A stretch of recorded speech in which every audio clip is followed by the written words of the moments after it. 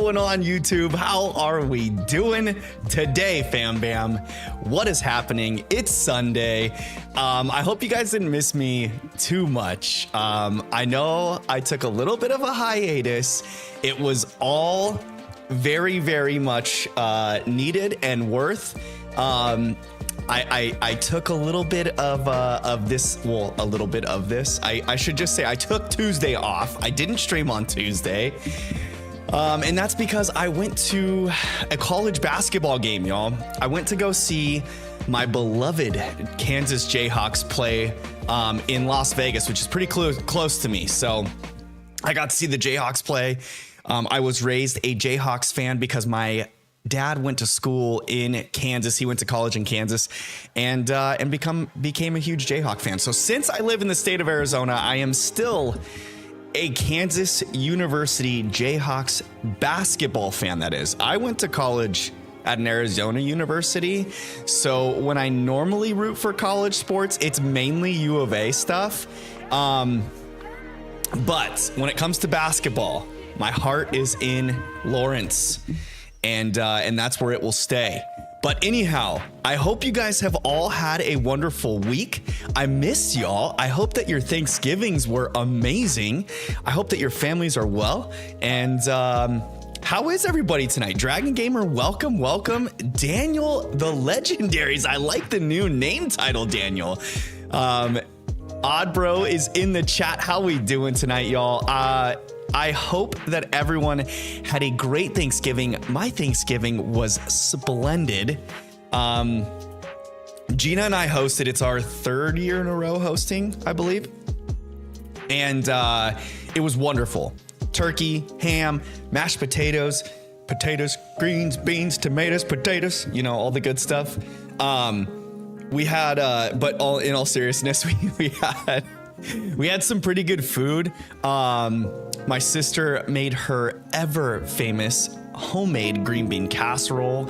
My little bro made some homemade mac and cheese that was excellent. And Gina with her delicious turkey. Every year she like lathers that sucker with mayonnaise and a bunch of seasoning, and then stuffs it with oranges and lemons. And it is so freaking delicious, y'all. It is so good. Growing up, I was never like a huge fan of like oven baked turkeys. And then Gina and I got together and she showed me the way. And I'm telling you, I will never go back now. It is amazeballs. So good, y'all. But tonight we are getting back into Sinnoh. We are going to we're gonna take on Gardenia tonight, guys, because the last thing we did, we found Leo in 7 encounters. I'm still shocked. I rewatched the short today. I think I posted a community post, I believe. I'm pretty sure I did. I think I scheduled one. I'm not sure. You guys let me know. Did you guys see a community post by me today? Anyhow, I went back and rewatched it, and the hype is real, y'all. The hype is so real. It was so good. I'm so excited that I was able to find that Pokemon in so few encounters. That was super cool. But yeah, so tonight it's gonna be Gardenia time, which shouldn't pose too much of a threat. I'm gonna train the Pokemon like I normally would, and I'll get into all the details of that as it's going on. Daniel says, good luck for the battle. Thank you, Daniel. I appreciate it. Dragon Gamer says, my brother made some Snicker salad. What is Snicker salad? I need to know what Snicker salad is. Let me know in the comments, Dragon Gamer. Explain to me what Snicker salad is, because I'm envisioning like some sort of candy bar Snickers type thing, like deconstructed into some sort of good, delicious, wholesome snack. I don't know if it would be a snack at that point. It'd probably be something different. Yeah, maybe a dessert. It'd be a dessert. Oddbro says there's like 3 different turkeys at my Thanksgiving dinner. 2 were baked and the 3rd was smoked. Yo. Okay, so the year before Gina and I got together, my sister's, I don't know if I've mentioned this on stream before, but my sister is kind of Instagram famous, not like crazy. She's got a good following, actually. A good, like, I think 20 or 30,000 followers on Instagram. But anyways, she does a bunch of like healthy food recipes and things like that. And she's big on cooking. And so the year before Gina and I got together, she hosted Thanksgiving. And oh, excuse me, so sorry. She hosted Thanksgiving and smoked a turkey, and it was so good. It was so good. So Oddbro, I hope that your smoked turkey was amazing. I hope that it was so delicious. Did you have all 3? Were the 2 baked ones like seasoned different or something? I want to know. Let me hear it. I want to hear the wonderful Thanksgiving ideas. Dragon Gamer says it's Snickers, Milky Way, green apples, and whipped cream. Shut the front door, Dragon Gamer. You are yanking my chain right now. I wish I was at your house for Thanksgiving. That sounds so good. So freaking good. Guys, also, I need to point out, because Gina is just so sweet. She's so good to me. I don't know if you guys noticed, but I've got a little Christmas tree in the background here. You can't really see on there. Wait, let me figure out the direction. That ornament right there at the top, that's a Pikachu. There's a lobster down here somewhere because her and I are each other's lobsters. There's a Diet Coke in here somewhere because I like to drink Diet Coke with dinner.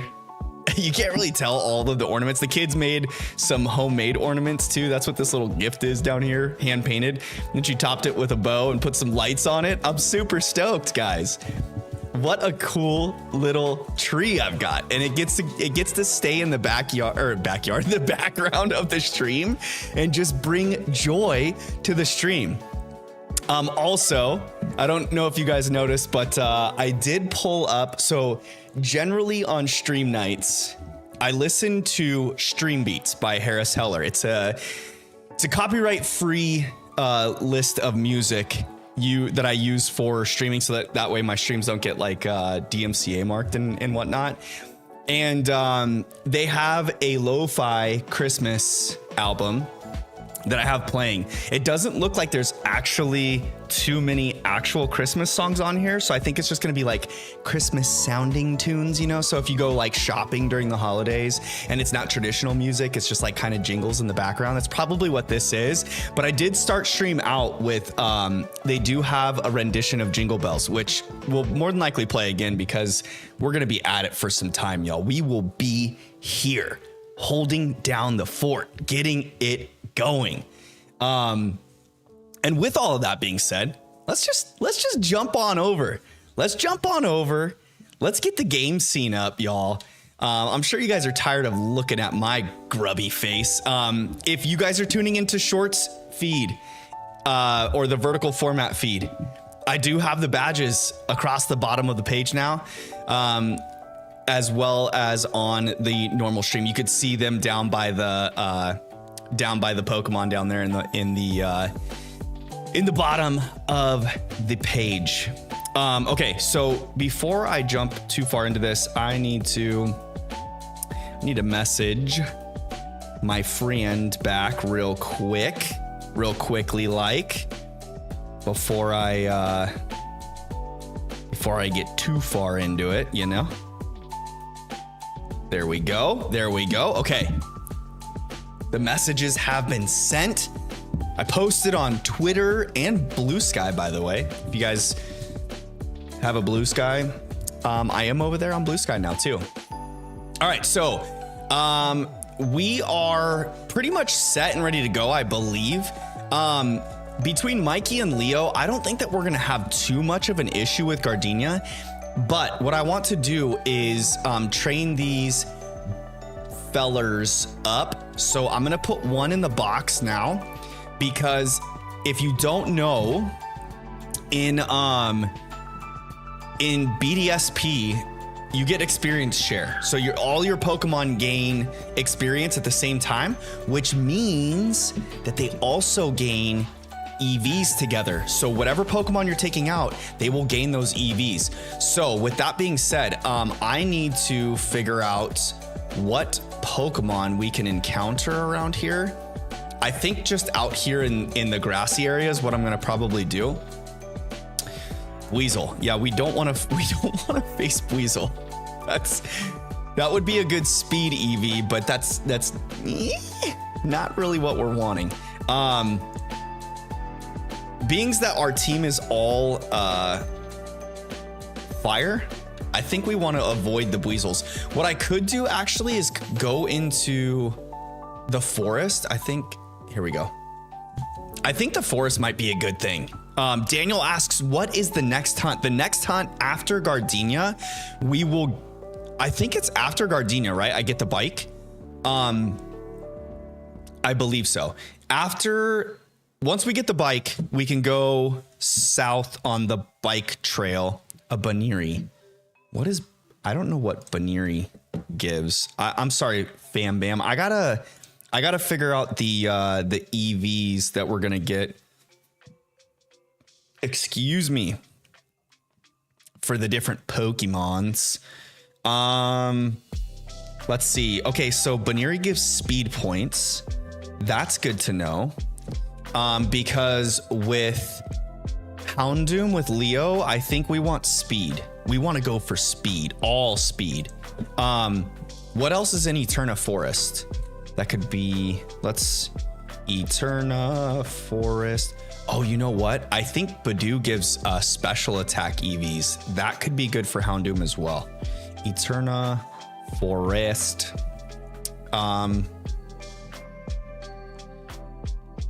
Eterna Forest. Let's see. Is this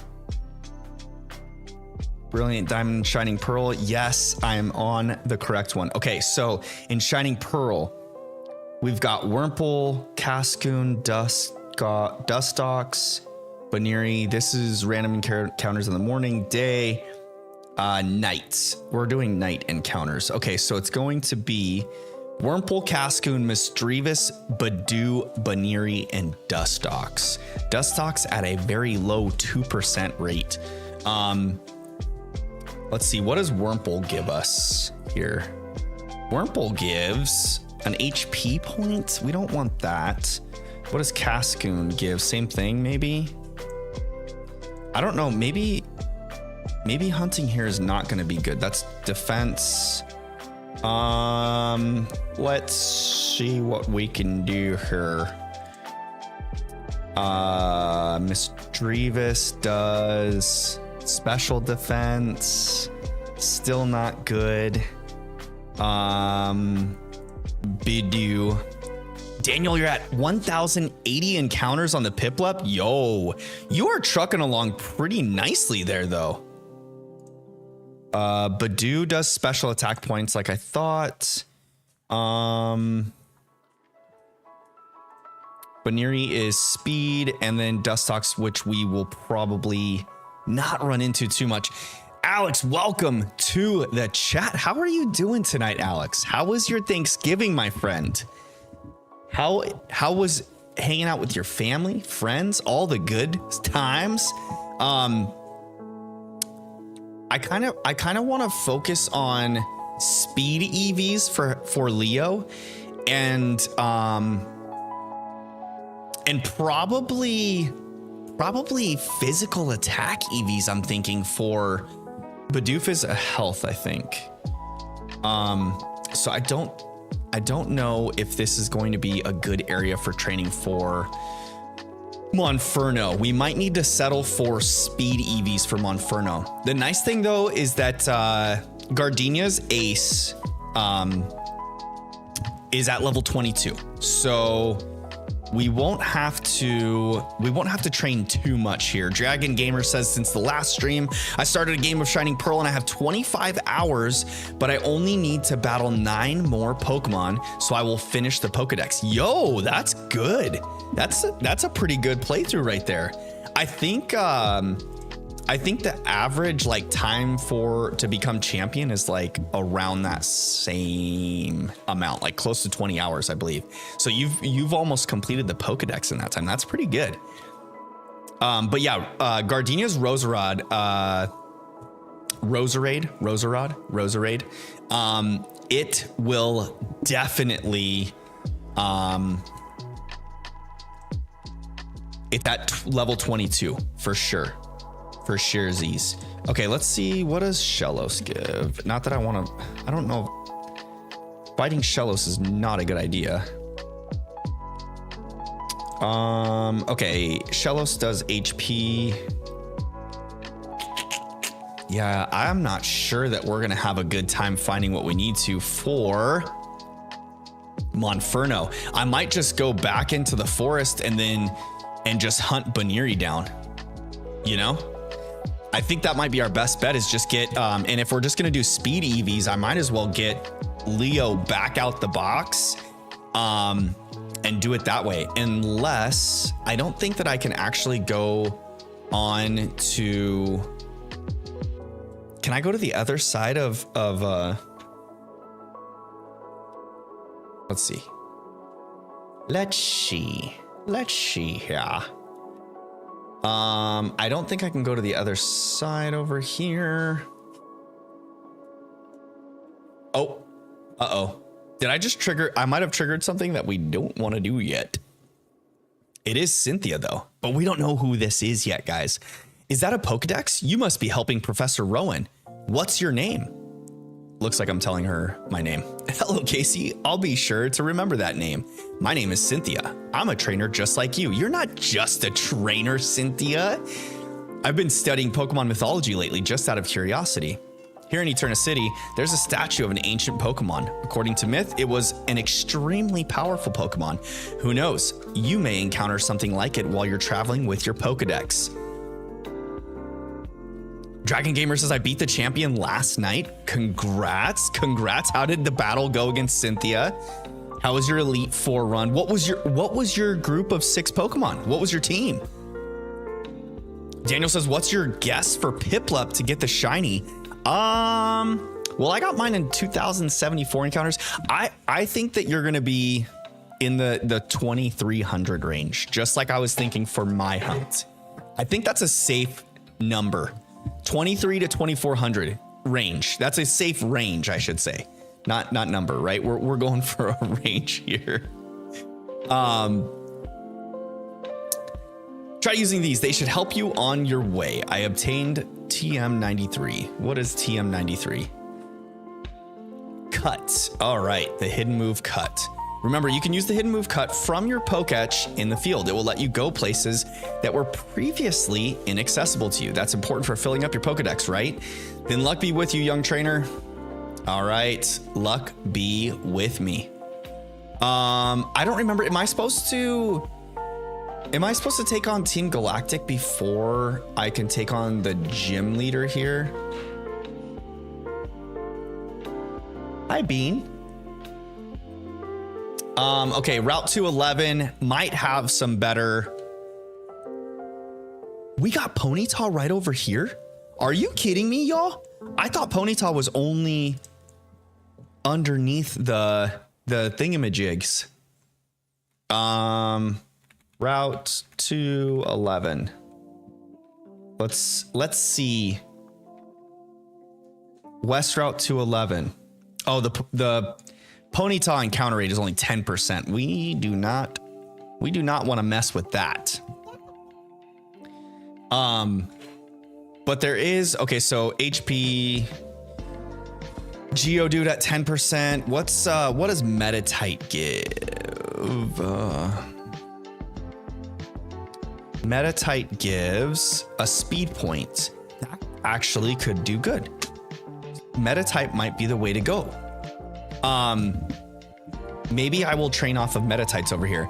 I think that I'm supposed to use the cut TM that Cynthia just gave me. What is this guy? You there, kid. Stay away from that Pokemon statue. Team Galactic is conducting an official investigation here. Well, that's great, Team Galactic. I need you to move out of my way.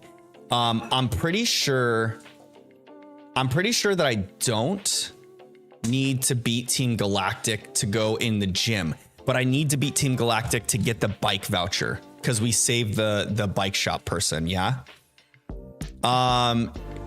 KT, welcome to the chat, King Totodile. Yo, I love the shiny phalanx that you got.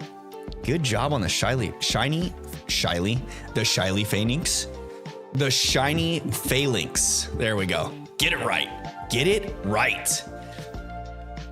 Dragon Gamer says Garchomp, Mew, Infernape, Lucario, Staraptor, and Crobat. What a team. That is a formidable team for sure. Okay. I'm just gonna ignore that back there. Isla's got some Pokemon cards all over the floor. We are just not gonna worry about it, y'all. Okay, the Team Galactic building, I know we have to get through there, and yeah, you trainer. It's okay, never mind. You look tough. I won't, I'll just keep your Pokemon. Carry on. Okay.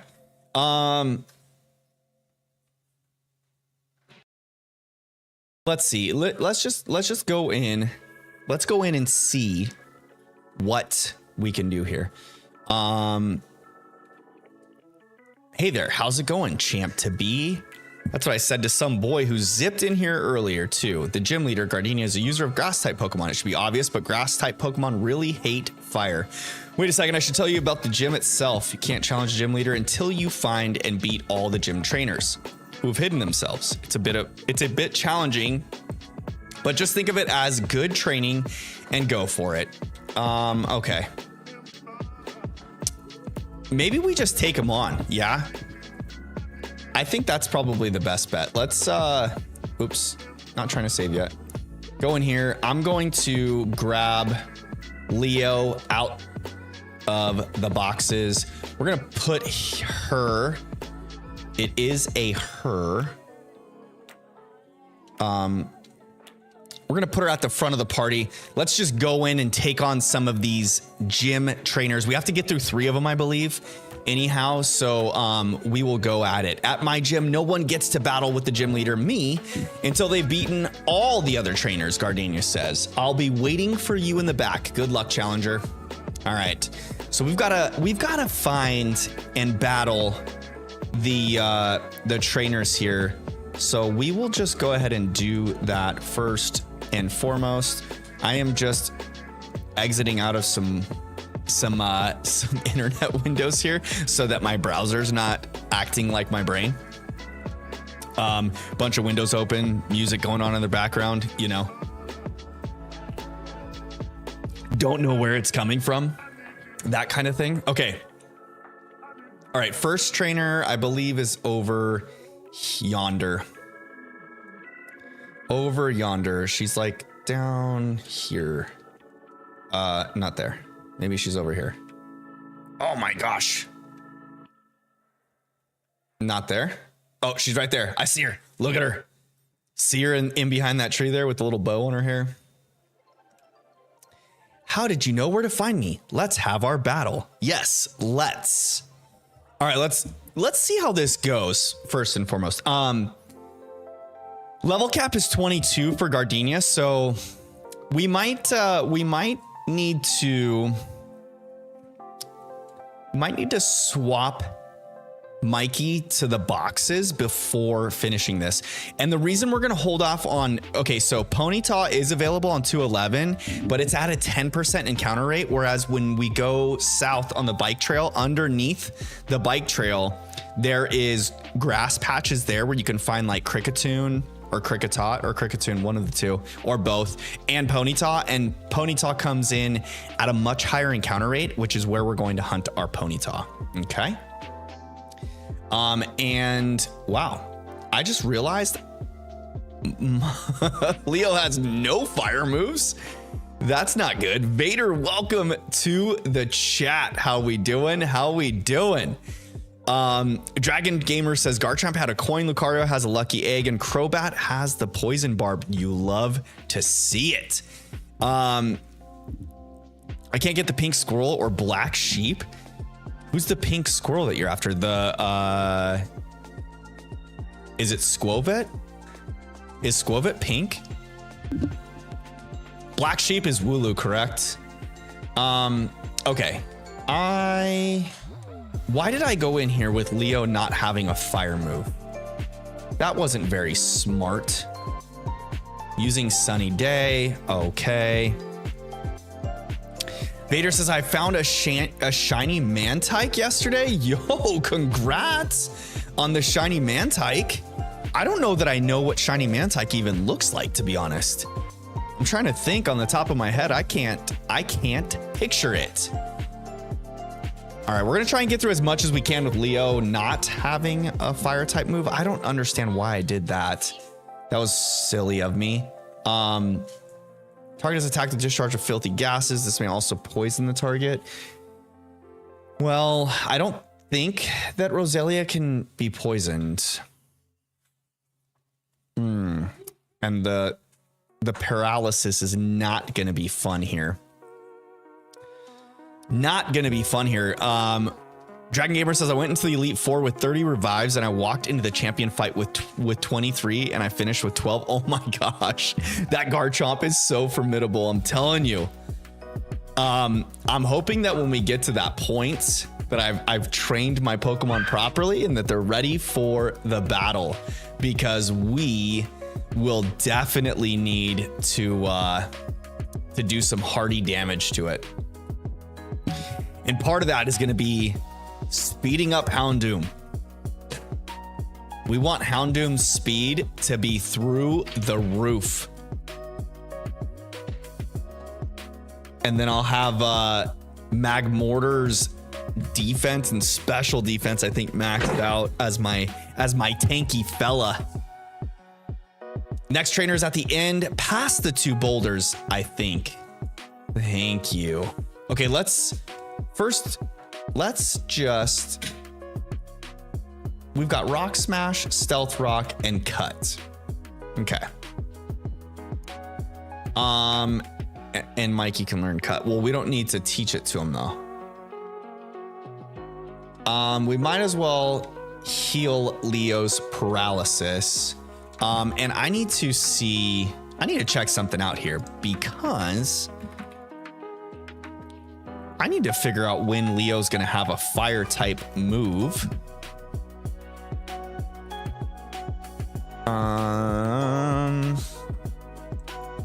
Gen 8. BDSP is Gen 8.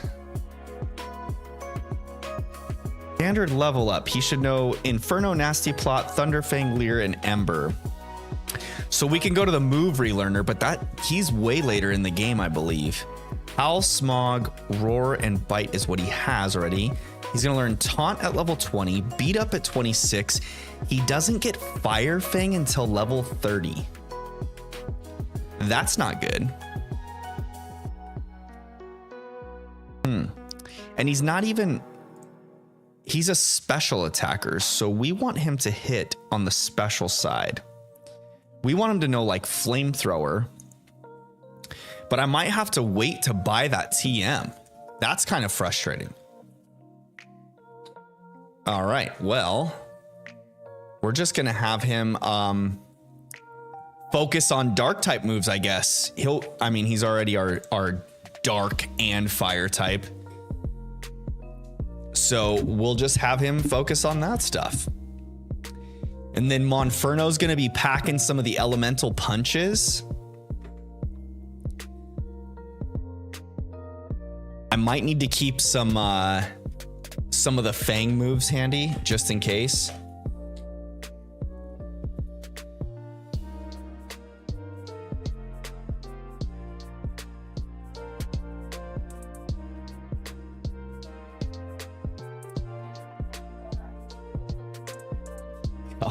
She's just messing with all of it back there, isn't she?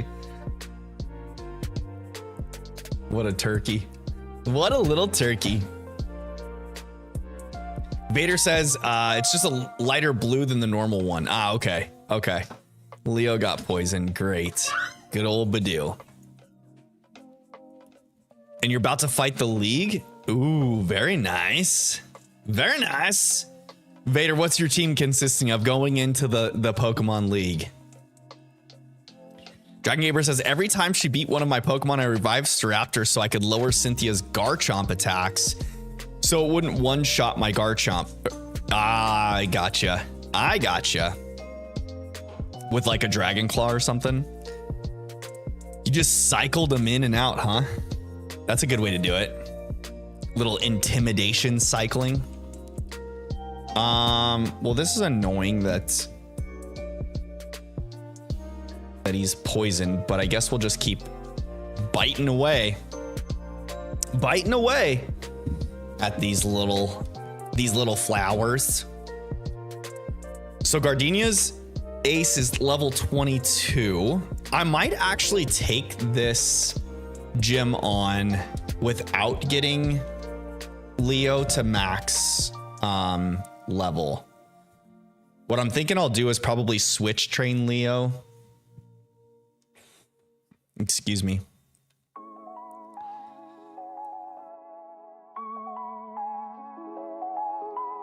We're gonna need to keep an eye on that poison ticker as well.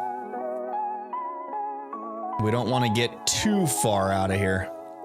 Rapidash, Palkia, Crobat, Staraptor, Luxray, and Empoleon. What a squad. That's a freaking squad. I love the Rapidash pick. Was that just because of the lack of fire types in Sinnoh there, Vader? That you settled with Rapidash, or do you prefer to use Rapidash in Sinnoh playthroughs?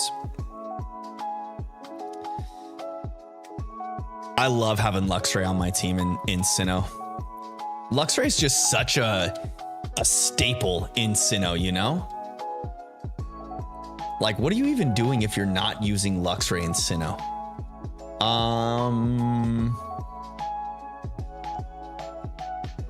We're just gonna super potion Leo and take on the next trainer.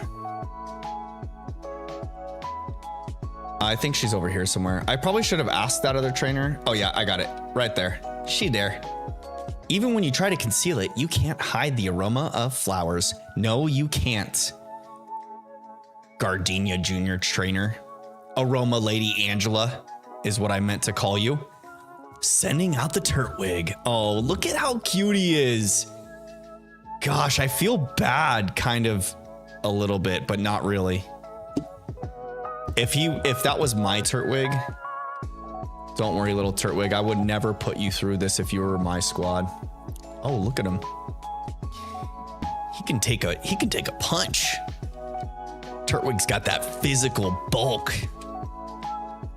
He's a tanky bud. Let's hit him with a smog and see what we got. Maybe we can land a poison on him. Nope. Nope.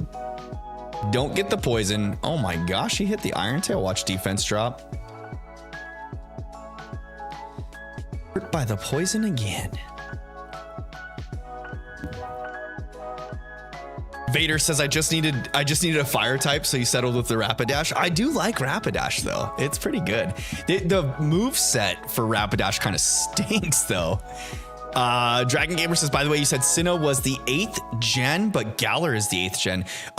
No. I'm just talking about Brilliant Diamond and Shining Pearl is part of the 8th generation. So if you're on Cerebee's website and you're looking for like move sets for Pokemon in certain generations, Brilliant Diamond and Shining Pearl will be part of the 8th generation move set. So when I was looking up the Pokemon, that was why I called out the 8th gen there. Gulf City Nick, welcome. How we doing, my friend? How was your Thanksgiving, buddy? How was it? Briefcase Simulator has officially passed. It has, and we even scored Leo on 7 encounters. So not only did we finally get through the briefcase simulation matrix, we got our second buddy in just 7 encounters. It was pretty freaking awesome. Pretty freaking awesome, I would say.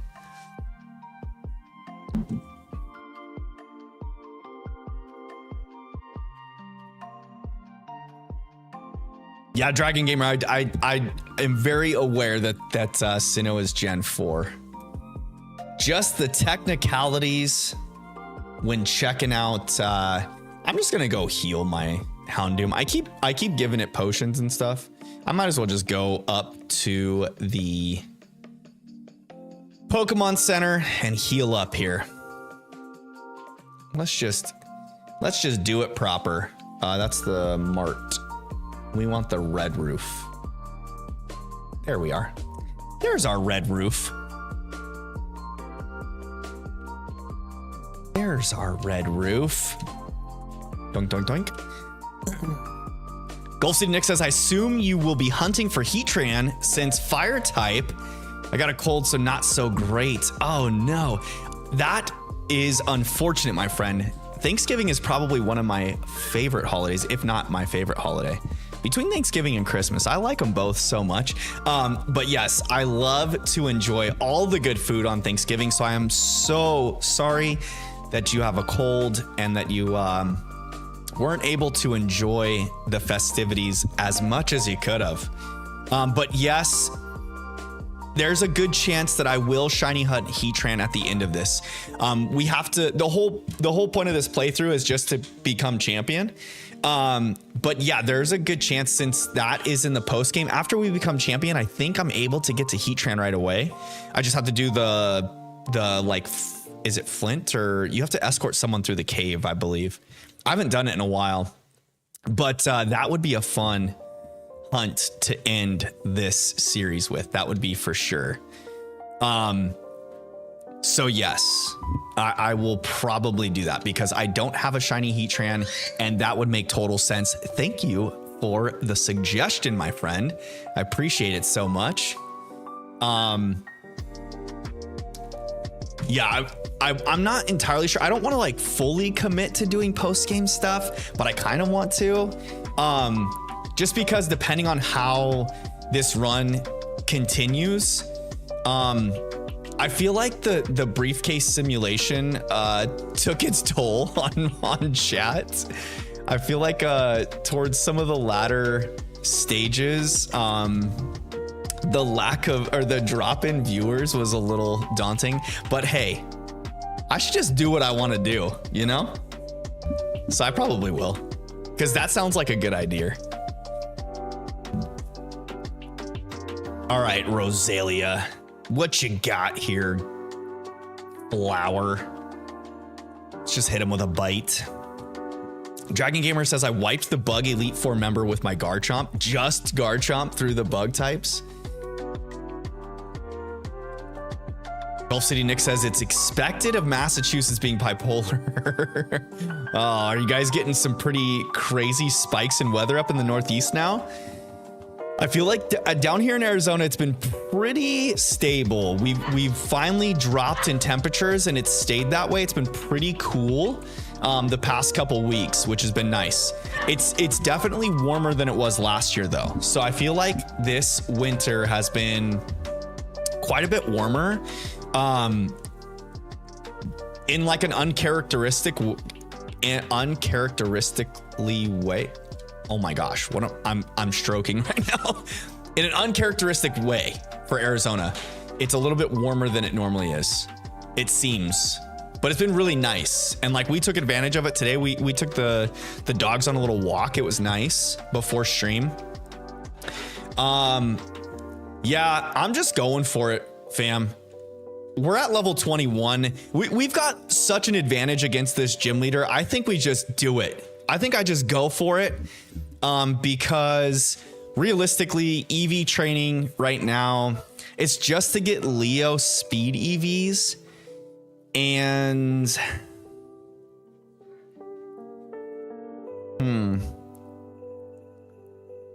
how am I going to do this? Because I'm going to have Infernape, which I want to have his physical attack maxed. Leo, I want to hyper focus on special attack and speed. And then Magby, which will end up being Magmortar. Magmortar, I want to be my bulky boy. And then Rapidash. Rapidash, I think Rapidash learns Baton Toss, so I get the feeling that I'm probably going to use Rapidash as like a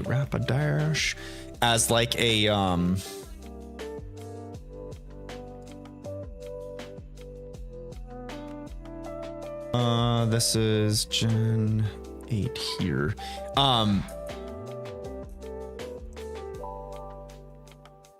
I feel like I'm going to use Rapidash as like a utility Pokemon, if I'm being honest.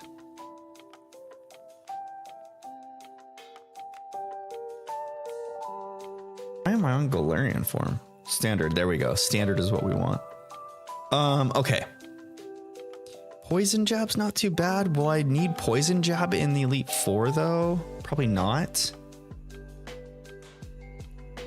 Mega Horn, there's no.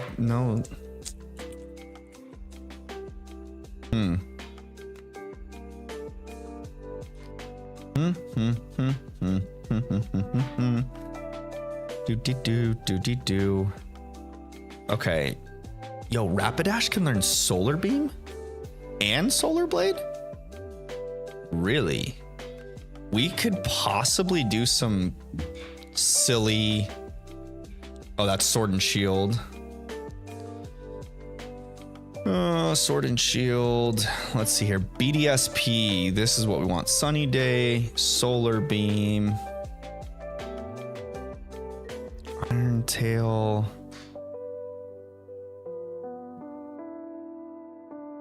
We could set up subs with him. Poison Jab, I feel like, is going to be necessary. Use Ponyta for Will-O-Wisp to like.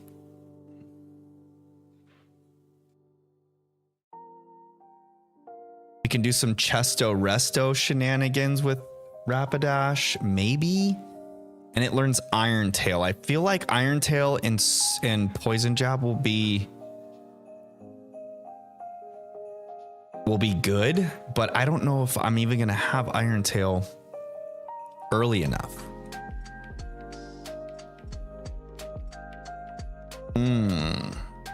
This learned moveset is hot Garbo, guys. Hot Garbo. Oh no. It can raise its speed attack stat. Yeah, I don't know about this. This is going to be a rough playthrough, y'all. I feel like Rapidash isn't going to get a whole lot of use. Like, at all. It can learn Double Kick as an egg move. Do I want to try and Masuda method?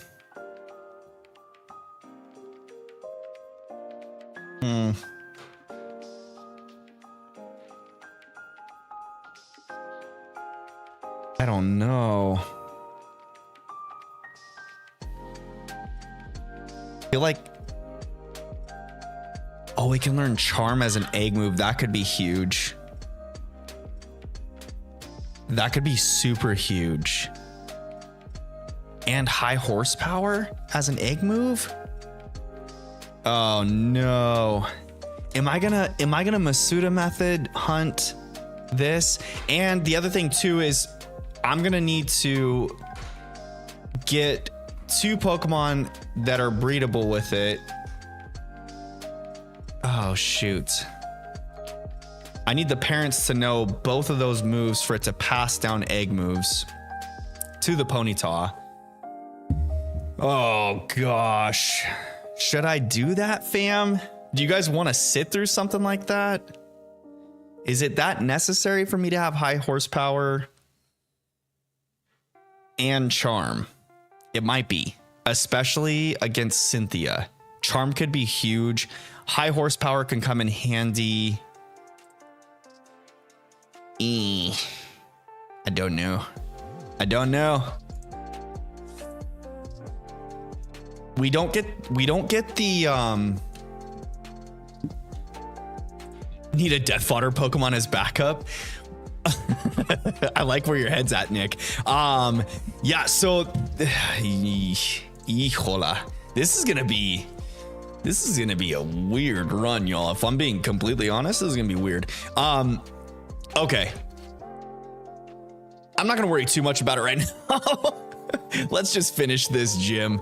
Let's finish this gym and get a move on. Yeah, I'm just going into this one. Blinded. So Ponyta does not learn, or Rapidash does not learn Baton Pass, which is a little bit frustrating.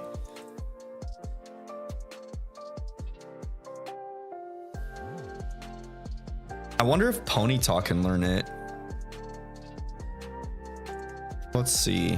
Open that in a new tab. We don't want the Galarian form. We want the regular form. That's Galarian.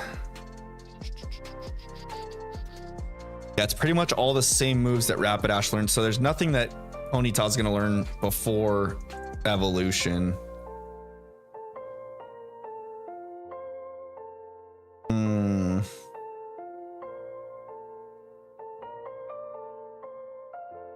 BDSP, it's all the same stuff.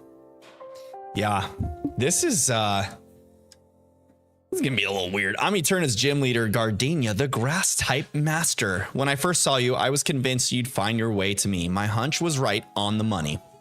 You have a winning aura about you. So anyway, this will be fun. Let's have our battle. Yes, Gardenia, let's.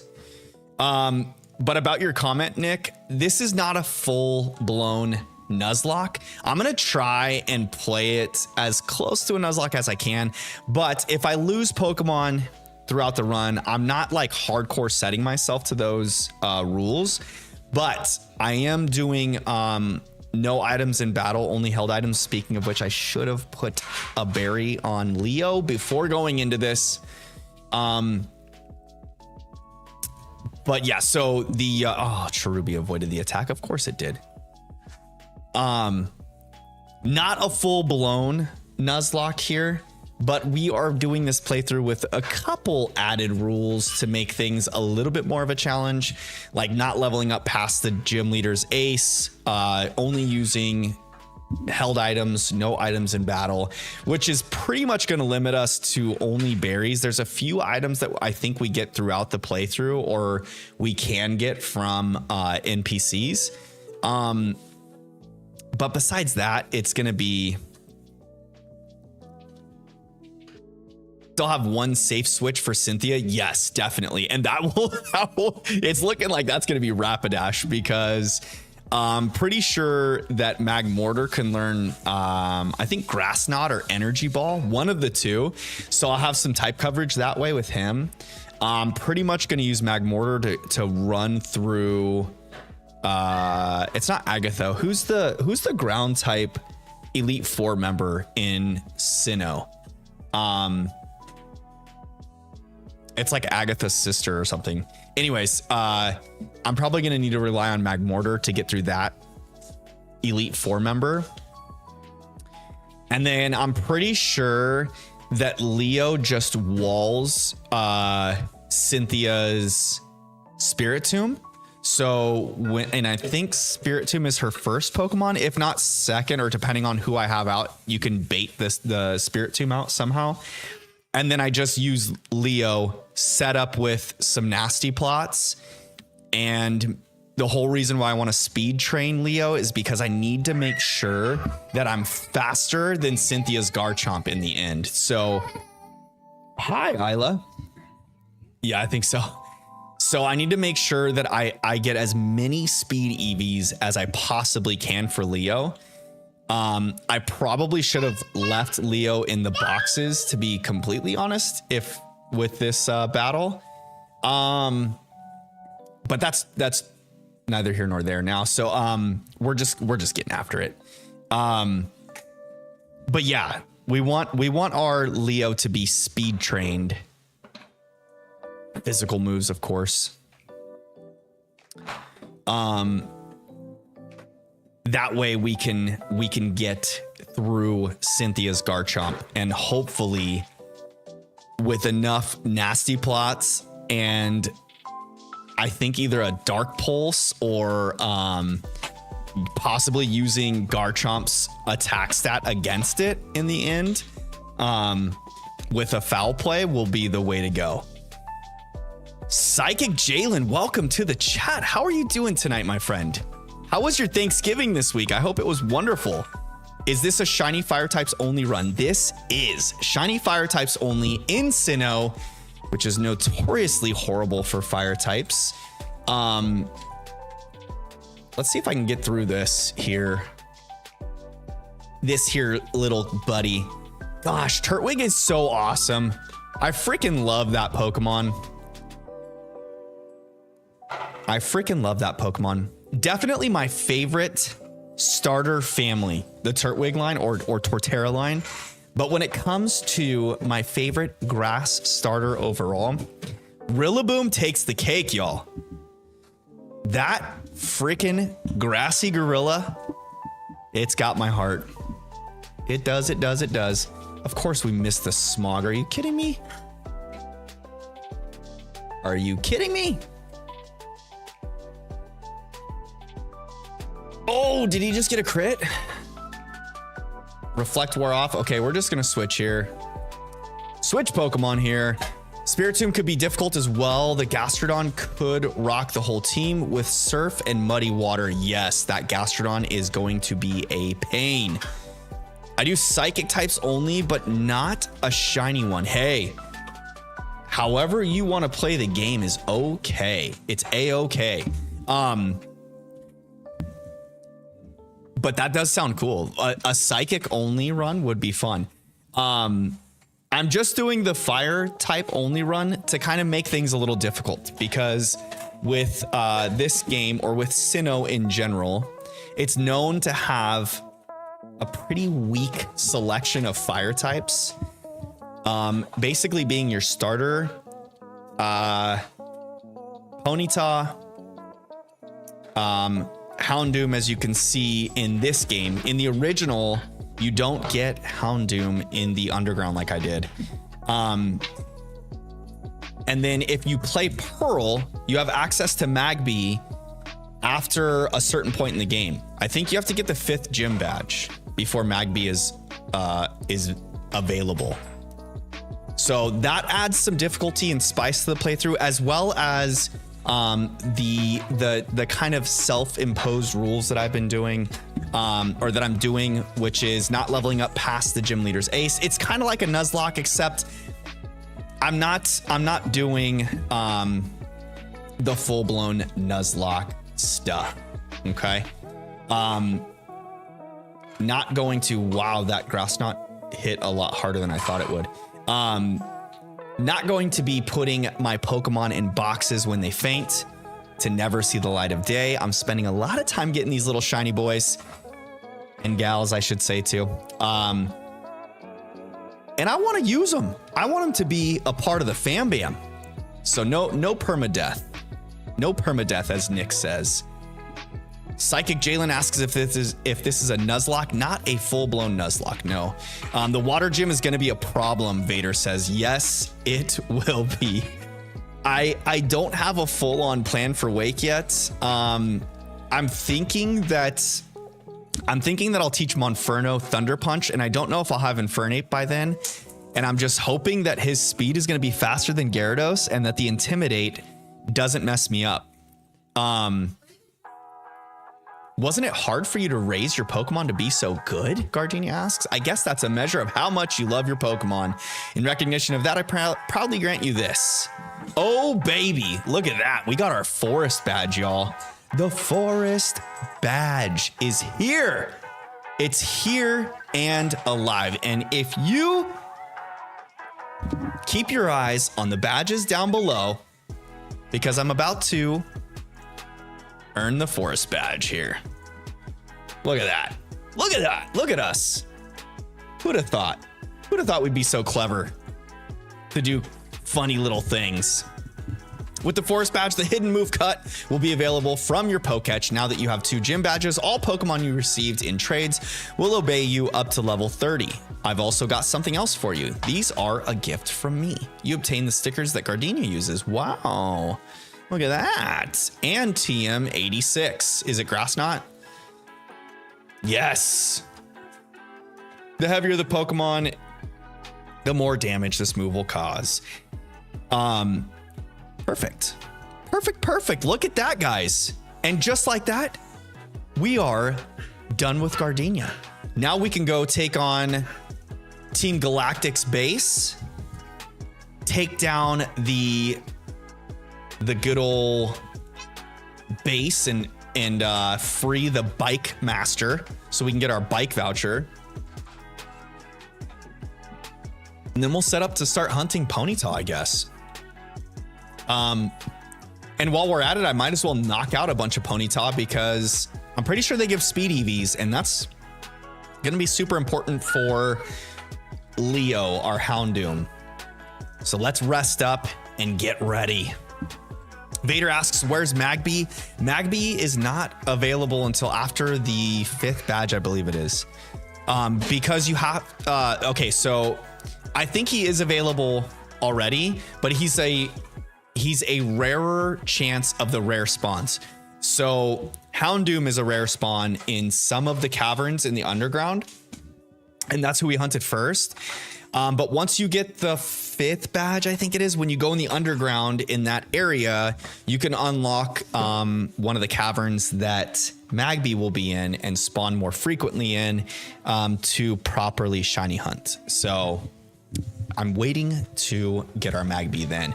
Instead of going in and out of the rooms a bunch of times and getting like one Magby for every, I don't know, 10 or 20 Houndoom, I'd rather the rare spawn be something that happens more frequently, because it will be a rare spawn in the caverns that we go into. So yeah, that should be a little bit of a challenge there. Dragon Gamer says, what will you do if you find a non-fire type shiny? I'm going to box it and name it after other characters in the Teenage Mutant Ninja Turtle space. The naming theme for our squad, since we're only going to have 4 Pokemon, is the TMNT.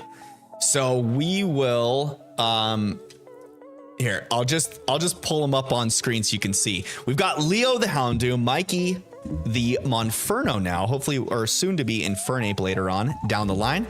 And then our Magby is going to be Raph, and Ponyta will be named Donnie.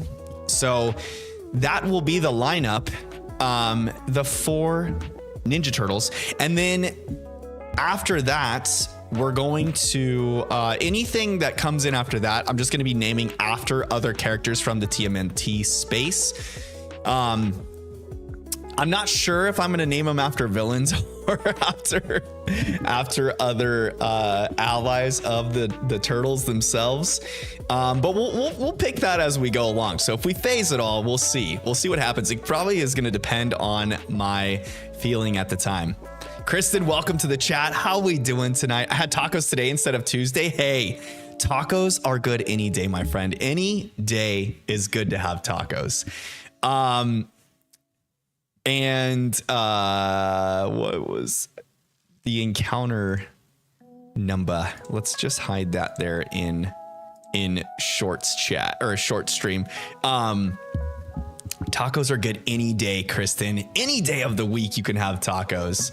Psychic Jalen says Vulpix should be on the team. Vulpix is not available to me until we unlock the national decks. And technically, yes, you can unlock the decks before you take on the champion, before you take on Cynthia or the Elite Four. But to do that, it's you got to find and catch, I believe, every Pokemon in the original 151 Sinnoh decks or 150 Sinnoh decks. And yeah, so I don't really want to go through that trouble. And so yeah, that will be for another day. All right, let's see here. Welcome to Team Galactic. Are you here to donate your Pokemon? Then kindly get out of our property. Do we have to bring the pain like we did with the Cycle Shop manager? Wow, dude, you need to take a chill pill, bud. All right. We need to give Leo something to hold here just so he's not so vulnerable. I feel like poisoning is going to be good for Leo here, because we are going to be taking on some poison type Pokemon facing off against Team Galactic. So I think the Pecha Berry would be good here. Daniel says, what day did you get the bird? The shiny Starly was encounter 1090 something. I don't remember exactly. It was like the stream before we got Chimchar, 1 or 2 streams before Chimchar. So it was 1,900 and some odd numbers. And then Chimchar was 2074. So it was like close to the end of stream when I got both, I believe. Vader says, how do I catch Dialga? My favorite way to do it is with a Master Ball, so you don't have to fight the thing. But if you don't want to waste your Master Ball on Palkia or Dialga, which I wouldn't blame you if you don't want to, and you want to save it for something else, you could weaken it and then throw a ton of Ultra Balls at it. Or if you're battling it at night, you can use Dusk Balls. I would try a Quick Ball out the gates, save before you battle them. Yeah, all of those things should kind of help. Gulf City Nick says, I'm going to bed now, but have a good night. Hey, thanks for stopping in, Nick. I appreciate you. And I hope you have a great evening. I hope you recover quickly from that cold, my friend, and enjoy your week. We'll see you on Tuesday. Dragon Gamer says, I put an alarm on for every 5 minutes around the time I wake up. Oh my gosh. That sounds like me hitting the snooze button. Gina always wants to beat me in the mornings because I tend to hit the snooze button more than I should. We are gathering Pokemon for an astonishing undertaking. Your meddling won't be tolerated. Okay. Sorry, dearie. Team Galactic doesn't accept children as members. I'm not trying to be a member. I'm just trying to take y'all out so I can help the bike shop manager and get myself a bicycle so we can start hunting Ponyta. Team Galactic Grunt sent out Zubat and Wurmple. Little Zubat, little Wurmple. All right, let's just I don't know if this will actually do anything. Let's try and roar the Zubat out of here because I don't want to deal with it just yet. And I'm just going to flame wheel the Wurmple out of existence. Later, Wurmple. See ya. Wouldn't want to be ya, Caterpillar.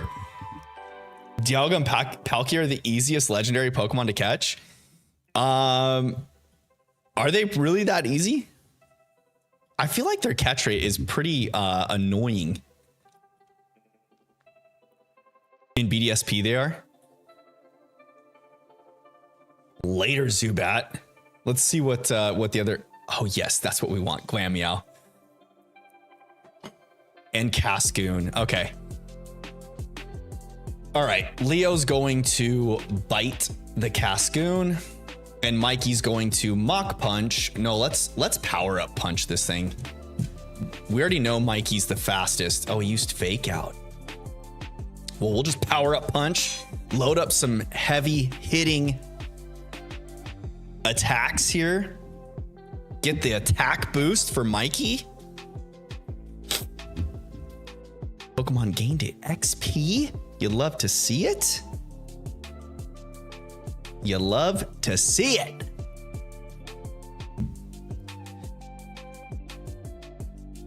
Little poison sting. Uh-oh. Cool, he didn't poison me. He didn't get the poison. All right, we're just going to... I feel like Cascoon's going to be easy now that I've got the attack boost. So I'm going to double up on the Zubat here. And then Oh, sweet. Mikey just took the Zubat out in one hit anyways. We're okay. We're A-okay. We're sitting pretty, fam. Look at us. Who'd have thought? Who'd have thought? Look at us.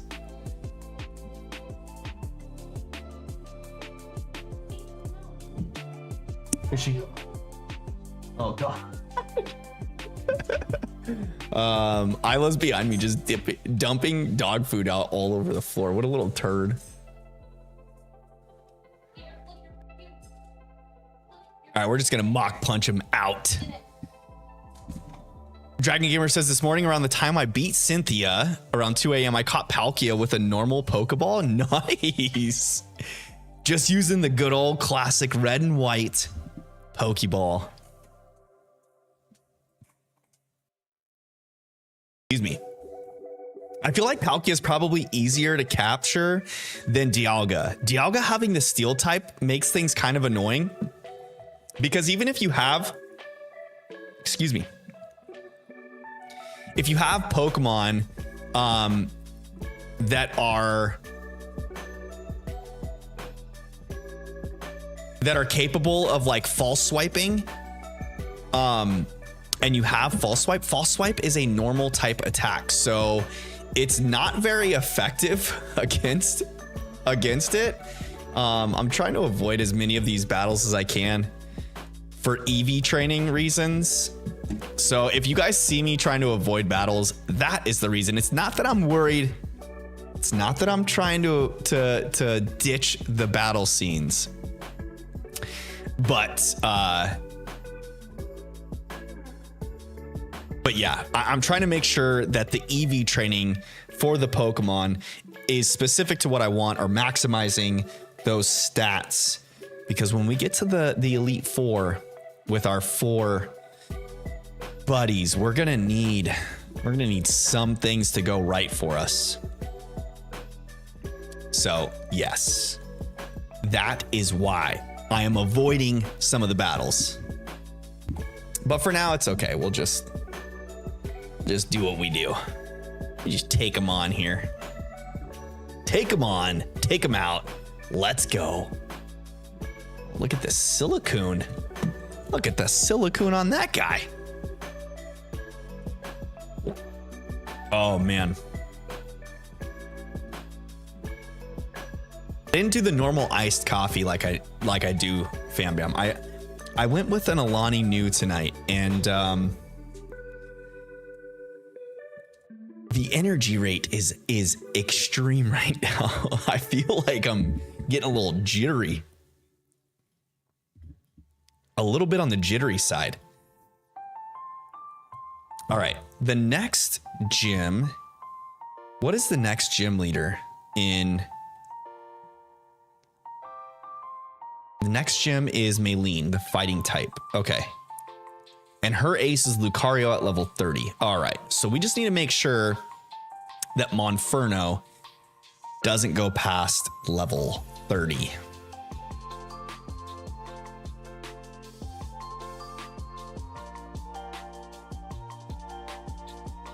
Daniel says if I get both Piplup and the Starly, I will run away from my room. That would be wild. If you get both, I would be so excited for you. That would be amazing. You would need to screenshot it, keep the receipts, send them into the Discord, all of the things. Speaking of which, y'all, if you haven't already, please drop a like on the video, hit that thumbs up button. It's free for you. It's cool for me. It helps push the video out to the YouTube space, encouraging others to come in and join us while we go through this playthrough of Sinnoh with only fire type shiny Pokemon. Hit that like button, y'all. And if you are not already in the Fam Bam Discord, you can follow the link that chatbot is about to drop there, the Stream Elements chatbot. Follow it to our Discord page and jump in there. There's a good little community building of a bunch of amazing people that you're seeing in chat already. Our mission is to implement our operations without question. It is all for the New World Order that our boss will lead. Okay, buddy. All right, you crazy scientist, you. Oh, look at that. He's got a Kadabra. Well, good thing our Houndoom is dark type.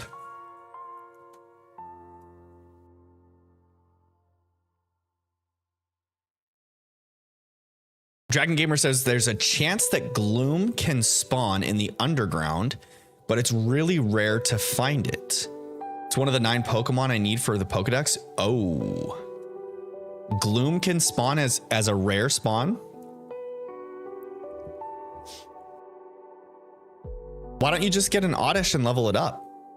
It's probably easier to find an Oddish like in the isn't the Oddish in the Safari Zone in this game? I'm gonna save right here. Just making sure. Just making sure. All right, we got to take on this commander. I think this is Jupiter, yeah? Did you want something? How silly of me to even ask. You want to free the Pokemon. Yeah, that's gonna happen. All right, Commander. I think the first one's Mars and this is Jupiter, I believe.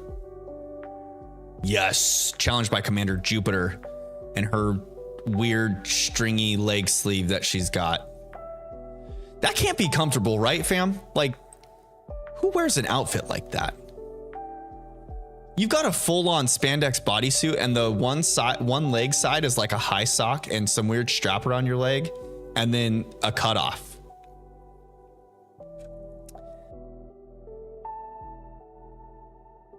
All right, Jupiter, get your stuff out of here. Your Zubat ain't got, oh no, he hit with supersonic. Okay, we're just switching out. We're just gonna switch out here. We'll switch out the Pokemon and be fine. How insolent. Take a bite of this, child. Wow. You're pretty aggressive for a commander against a child. Can't even take on a kid beating the snot out of your purple hair. Giving me mean looks. Mikey can no longer escape. Well, good thing I'm not trying to escape from your Zubat. You're just gonna knock it out right here. You know? Be like, hey, yo, get out the way. Get out the way.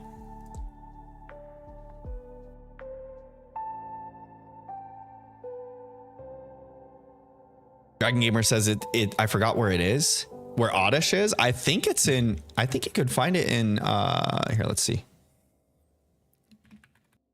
Oops, that's not the right. Cerebi. Oddish. Pull him up. Right there. Which version are you playing?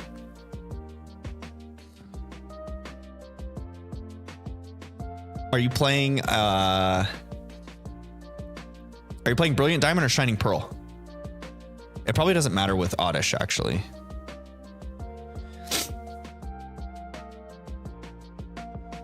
Oh, you got your Skuntank out. Okay. Skuntank is what? Dark and poison type? I probably don't need... Let's just power up punch it. It's not going to take him out in one hit. Oh, gosh. Poison gas. Probably gonna hit me with a poison attack that gets heightened from... Oh, look at me. Smart boy using Pecha Berries. Okay, let's hit him with another power-up punch then.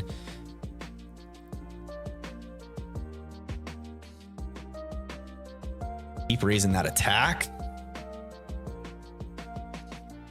Would it have a citrus berry? Yep.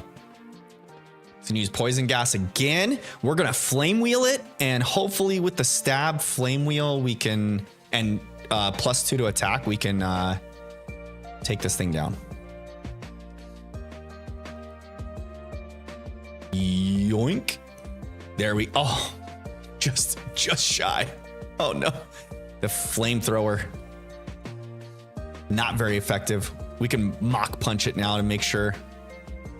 Which actually doesn't really matter because we already know that we're faster than it. But we're just for the cause, we're gonna hit it with a Mach Punch because it sounds cool.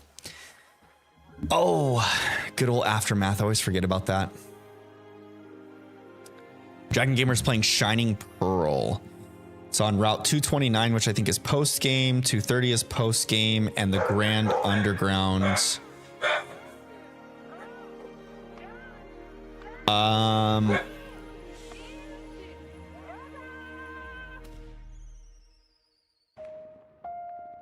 It looks like Oddish can be found in quite a few of the caves in the Grand Underground.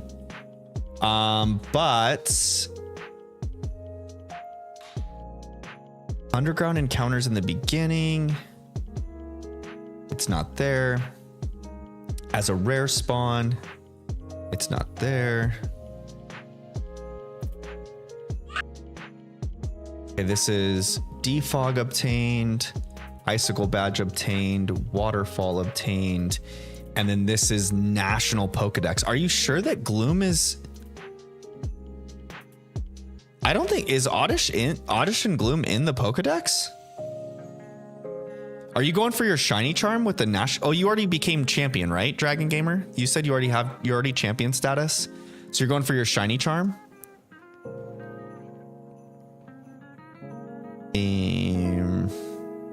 Yeah, so once the national dex is obtained.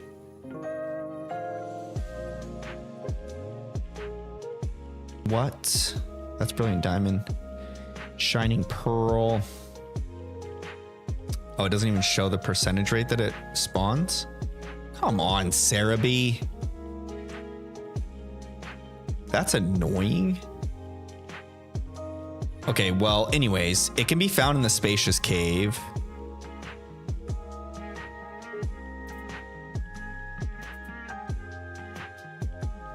And the Grassland Cave.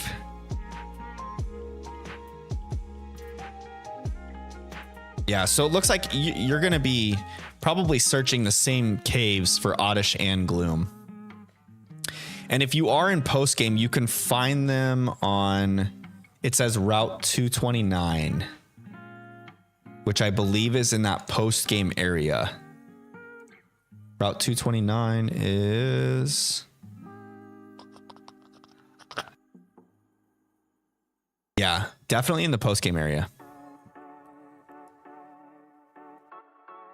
They have a pretty low spawn rate, though. Like a 5% spawn rate. They go up at night? Nope. They don't. Yeah, you're probably better off just going in the underground then, Dragon Gamer. It looks like the underground is probably going to be your best bet. Because it spawns in like a ton of different caves. If you don't already, Dragon Gamer, go to Cerebi. It's cerebi.net. And then there you go. Oh shoot, I should probably actually put the entire here. It's like, how do I do the whole freaking thing? Anyways, just use cerebi.net. Type it into your web browser. Go there. It's a great resource for Pokemon information. And you'll be able to find like where you can locate. That's what I always use. I always use Cerebi for like almost everything. It's pretty simple. By the way, you can call me Dragon instead of Dragon Gamer. Oh, gotcha. Gotcha, friend. Gotcha. Mars has collected energy from the Valley Windworks. We're pretty much finished here. I'll let you in on one little thing. Our boss is researching the myths of ancient Pokemon. With the power of mythical Pokemon, he will become the ruler of Sinnoh. I suggest you keep out of Team Galactic's affairs from now on. This is your last warning. Gee, thanks, Jupiter. I got my Clefairy back, and it's all thanks to you. But that Team Galactic, they said Clefairy came from space, handed over. Their logic baffles me still. It's like they are from space. Anyway, they're gone now. Thank you very much. I can't thank you enough right now, but cruise my cycle shop, okay? Oh, cruise by my cycle shop, okay? You bet your sweet bottom dollar I will, Mr. Cycle Manager. Let's go get ourselves a bicycle. Oh. Head on down. Head on down.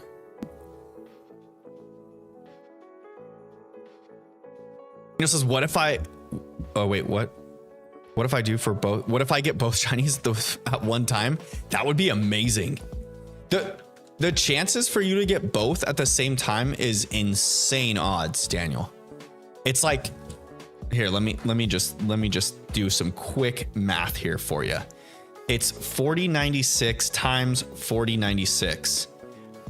It's 1 in 16,777,216 chance.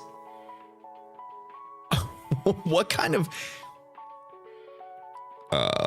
1 divided by 16,777,219. That's like a point. What is that? 1, 2, 3, 4, 5, 6, 7. Oh my goodness. So 1, 2, 3, 4, 5. It's like 1/5 millionth of a chance that's gonna happen. It's insane odds. If you get both in the same frame, that is amazing. Okay, let's go heal up our Pokemon first. And then I should probably do I already have Ponyta in my... Let's see, this should be Ponyta. I think I might have PNGs. Let's go to the Pokemon, shiny Pokemon gifts. Yes.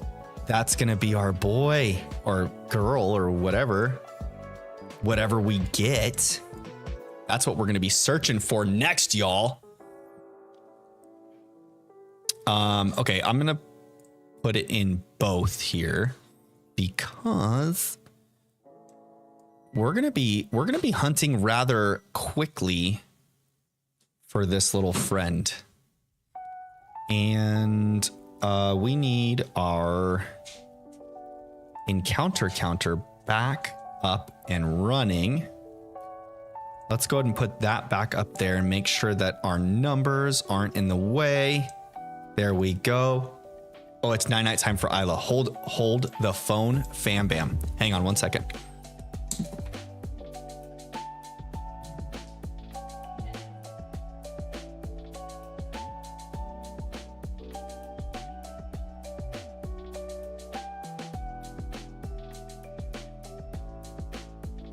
All right, we got that going.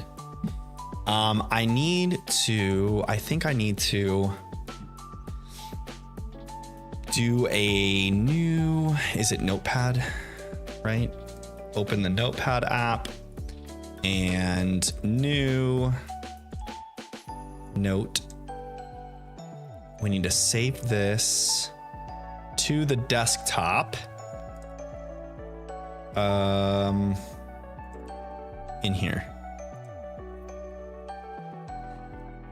Already got a Ponyta one. Okay, cool. So we're good. We are good. Let's close all that. I'm gonna open up the counter app. I'm gonna do both at the same time. You're gonna go until you get both at the same time, Daniel? You wild man, you.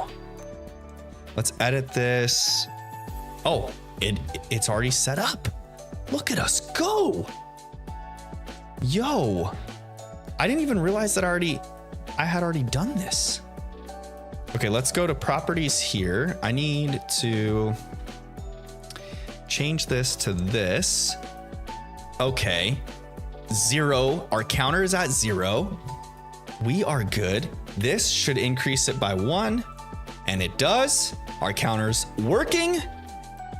Look at us go. Look at us. I'm getting pretty quick at this, y'all. Okay. I think we're gonna run into Kricketot, Kricketune, and Ponyta at the next stop. So with that being said, Kricketot.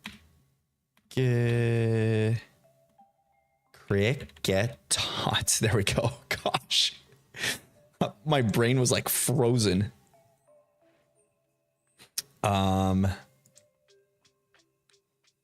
It is a defense point for Kricketot.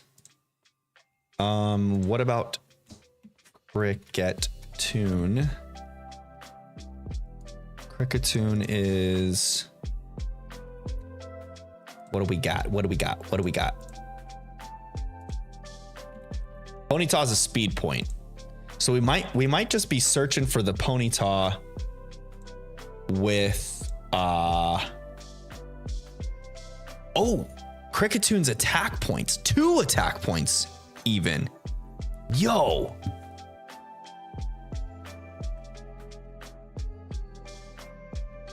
All right.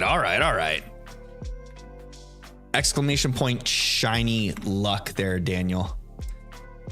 Exclamation point shiny luck. We'll give you the chatbot command. The Piplup is shiny. Wait, so if the Piplup's shiny, you're gonna soft reset until you get both? You are wild, my friend. That is like a 16 million chance. Do you? That's insane. You are going to be at it for some time. You will probably be at that hunt longer than it will take me to do this playthrough. Unless you have insane luck. Okay.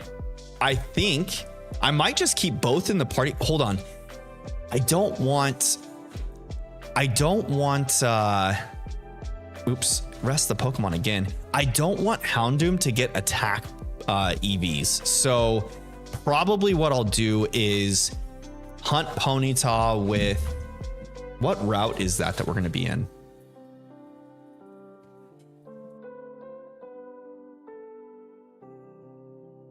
It's in like, it's route.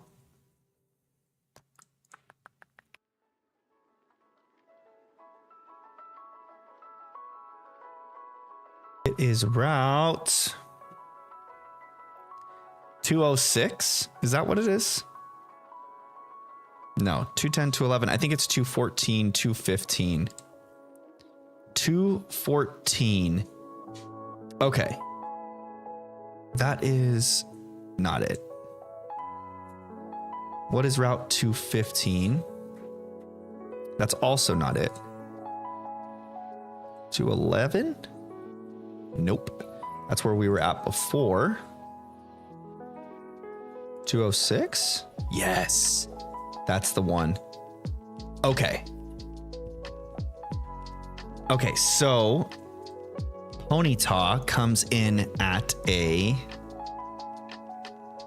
We're hunting at night.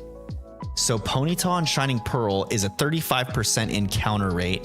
Geodude's a 35% encounter rate. That's a defense EV. Kricketune gives us a 10%. Okay. So probably what we'll do is start hunting with Leo only in the party. And any Ponyta that is not shiny, we're going to take out for the speed EV. That's what we're doing, fam. And then after we get Leo up to the level, well, close to the level cap, I need to save some room because I know there's going to be some guaranteed battles in Maylene's gym to get all the obstacles moved around. So I'll probably get Leo to like, I don't know, 28-ish, maybe. What did I say? He learns something. I think Fire Fang at level 30, maybe. Fire Fang. Okay. Which is good, but Houndoom, we want this, he's a special attacker. So we want him to know Flamethrower, really. and that's all right. We can use Fire Fang for the time being, but we'll also have Bite beat up, I guess. Not that we're not going to be using Houndoom in the fight against Maylene. He's probably going to be a liability, if I'm being honest, in the Maylene gym. Okay. All right. I think we're good to go. We go get our bike voucher, or we go get our bicycle. What color should we get, fam? What color bike? Red, green, or blue? Get it in the chat quick. Thanks for rescuing me. I can't thank you enough. Say, let me give you a bike to show my gratitude. Please come with me for a moment. Dragon says there's an encounter Pokewatch app. Yes, there is. But I like to have the counter on in the screen for you guys to see. That way, each time I do an encounter, I just, click a button on my keyboard and voila, the encounter goes.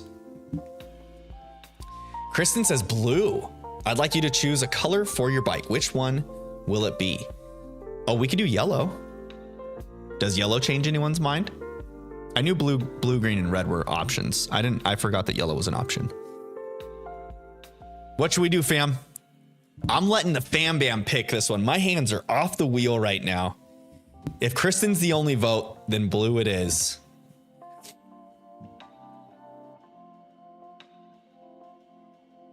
Speak now or forever hold your peace, y'all. Do a poll. Okay. I don't know if I can do it in... Can I do it in live chat? Let me see. Start a poll. Ask a question. Oh, wait.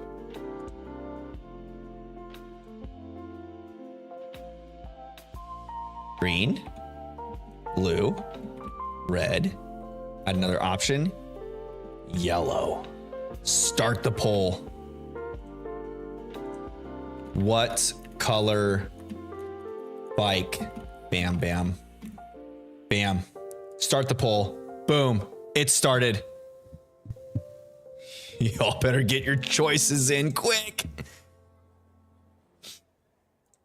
Get the choices in.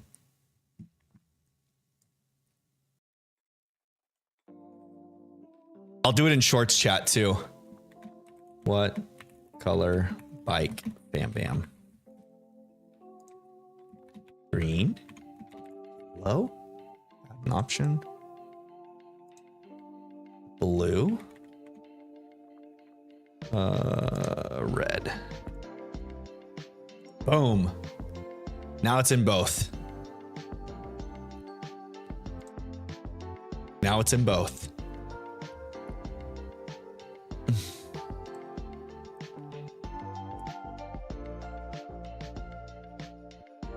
Looks like everyone's just picking blue.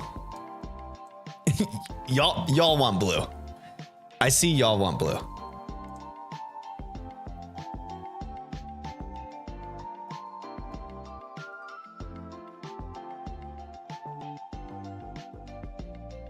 All right, blue it is then. I'm going blue.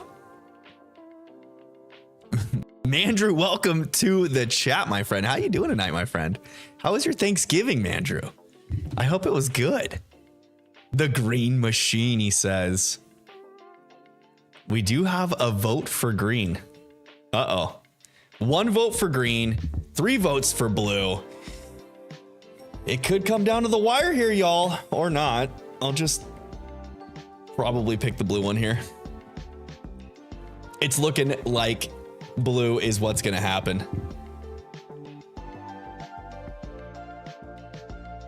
All right, blue it is. We did it. We did it, fam.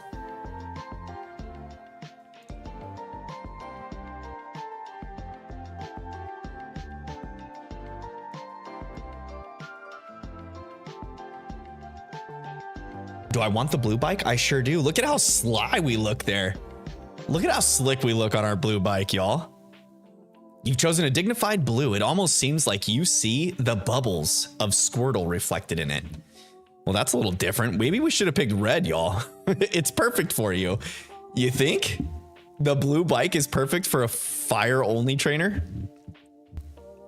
Manager says, way good. Went to a Knights game and chilled. Nice. How was the Knights game? Did they win? I was in that same stadium on Tuesday watching a college basketball game. In third gear, the bike cannot reach full speed, but it will be easier to handle. In fourth gear, it can ride at full speed and climb up slopes. Your bike can take you through all sorts of towns, roads, and routes. Now get out there and ride. What a swell guy. We save our friend from the clutches of Team Galactic, and he gives us a free bicycle. Can you ask for a better friend than that? Bike riding. Ride your bike from your bag's key items pocket. Press the B button to speed up or improve control. Yeah, we're gonna go ahead and set this to the. Do we hit? No, not that. Register. There we go. We're gonna set it to the right button on the D-pad. Right button on the D-pad there. Because it just feels right. Wait a minute. Do I not? Oh, shoot. I don't even remember how to do the... There's that. Oh, it's the plus button. There we go. Okay. And since it's the only option, it's the only one I could do. Well, that makes things easier. Manager says they won in 1-4-3 in the final 2 minutes. Whoa, what a game. That's a fun game to go to. That sounds pretty exciting. The college basketball game I went to was very similar. I went and saw the Kansas Jayhawks take on the Duke Blue Devils in that same arena with my dad, my brother-in-law, and my younger brother, Bo. And it came down to the wire. It was a last possession game. Duke had the ball, lofted a 3. They were down by 3, trying to send it into overtime. And but we ended up pulling out the victory. It was pretty good to see. It was exciting. It was a pretty back and forth match too. So super fun. High energy. You love to see it. I love being at sporting events live when it's back and forth like that. Just constant action all over the place. All right. Oh, you look puzzled. You're wondering who I am. I'm Professor Rowan's assistant and Don's father. I've come a long way at the behest of the professor to help you on your adventure. Let me ask you, how many Pokemon have you met? You met 37. Professor Rowan should be delighted. Here's something for you. Obtained a rare candy for that? Really? Giving a rare candy to a Pokemon will instantly increase that Pokemon's level by 1. You can raise your weak Pokemon, or you could train your strong Pokemon. Use them as you like. Also, a Pokemon you get in a trade may disobey you if it's too high in level. Don't worry though. It will obey you. It will obey if you have enough gym badges. Well. Okay. Learn how to shift gears. You'll be able to ride anywhere. Yeah, whatever. I think it's just the B button, right? Yeah. Okay. Now the trick here is going to be, we need to get to the bottom of this with facing as few cyclists as possible. Remember, trying to EV train the Pokemon properly for this playthrough, because oh my gosh, how did I dodge that one?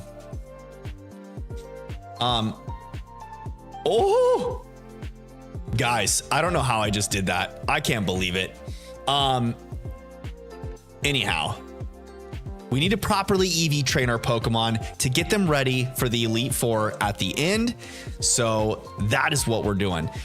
Andrew says, have a good stream. Got a bad sinus infection, so I'm going to bed. Hopefully catch the next one soon. Hey, thank you very much, Mandrew. I hope that your sinus infection subsides shortly, that you get rid of that sucker, and that hopefully we see you on Tuesday, my friend. It was good having you in the chat. Okay, have a great bike ride. So you have a great bike, so I'd like to give you these great stickers. Wow, thanks, random person in the the transition room, whatever you call this thing. Okay, now raspberries. Yeah, we'll pick these. Put them in our pocket. Grab this one. Oh, guys, I think there were some berries that I didn't grab earlier. So, hopefully no citrus berries that I missed. This is a poffin ingredient. We'll just plant them. I don't think that we're gonna need the poffins stuff. It's likely that we won't. I'm not really going after any of the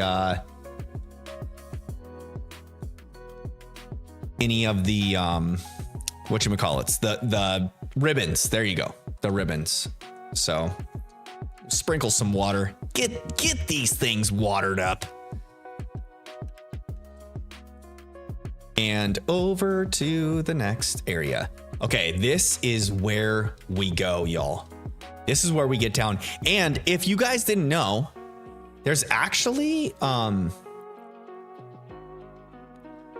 think I'm just gonna be in this patch right here. There's actually, if you go to the end of this path here, you can go to the end and there's a little secret cave to the top left of this pathway, and you can find Gibble. Gosh, why was I just brain farting there? You can find Gibble in the cave. So if you guys are playing Brilliant Diamond Shining Pearl and you want a pretty strong dragon type early in the game, you can get Gibble. He takes a while to level up, but he's right over this way, just on up here. Oh, he's up that way. Let's grab these berries too. Some raspberries, those could come in handy. Let's grab these ones out the way. I think you have to go through all of this stuff. Oh, June. We want to take him. Oh my goodness. I'm doing a really bad job of EV training right now. We're gonna run from this Cricketune, unfortunately. And we're going to place Mikey. Actually, you know what? I probably don't mind having, oh, we don't want Mikey to level up though. That's the problem. Okay. Yeah, we'll put Mikey in the boxes here. I know I kind of briefly mentioned this at the beginning of stream, y'all. If you are EV training your Pokemon in any of the modern games with experience share, just remember that every Pokemon in your party will receive EV points from every Pokemon that you take out. We want to go this way around him.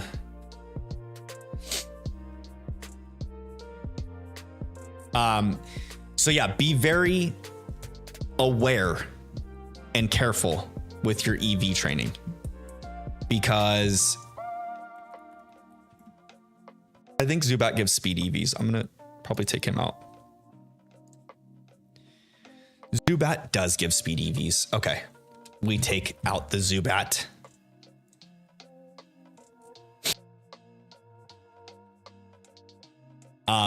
But yeah, so every Pokemon in your party will receive EV points as well as experience. So for one, we don't want to level past Maylene's Ace, Lucario at level 30. Also, we need to be very careful as to how high of a level we actually get. Okay, so there's a cave right there.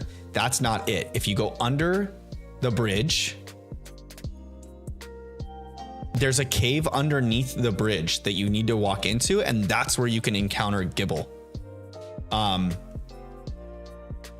So if you've been following where I went to the bottom of the bike path, you cut your way into the grassy area, and then it's like, I'm just hitting up on the joystick. I think there's, where is it? It's in here somewhere. Isn't it? Or is it just that cave? I thought it was right here. There we go. That's where it's at. And then when you go in this wayward cave here, oops. Well, you could walk around in there and then get yourself a gibble, like so. Oh, I keep going out. Gosh dang it. I can't move it yet, so that doesn't help me.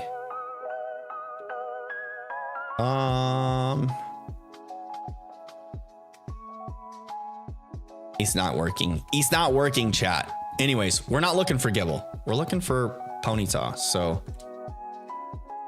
we found our poison barb. Put it in the pocket. We're going back this direction. I don't want to fight that climber.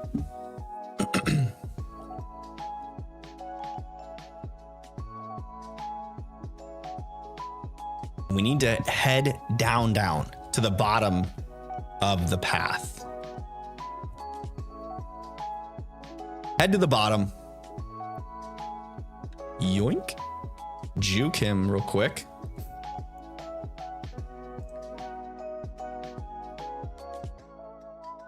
There's one Ponyta found and not shiny. We're just gonna hit him with a bite. Get ourselves a speed EV here for, oh, look at that flinch. You love to see the flinch too. Get our Houndoom all trained up, ready to go. Excuse me. Training up the Houndoom with speed EVs. And then we are going, once Houndoom gets to like probably 28-ish, I'll swap him out. The Zubat is nice too because it's another speed EV. So we'll probably have our Houndoom leveled up and in the boxes pretty quick here. And then I will, I'll just hunt with Monferno. Because we'll be taking out Ponytas as well as, do we want to forget another move? I know Monferno has taunt already. I guess yes, because Roar's probably not really doing us any favors. The only thing would be, you know what I just realized is Leo has the ability early bird, which kind of stinks. Flash fire would have been so much better. Yeah, I think I feel like taunt is going to be way more valuable than Roar here. Roar is like super situational. Super situational. So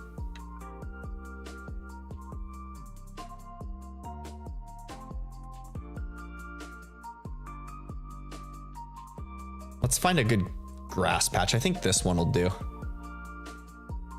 This will be the patch that we want to hunt in. Oh, little Cricketune again. Good old Cricketune. Good old.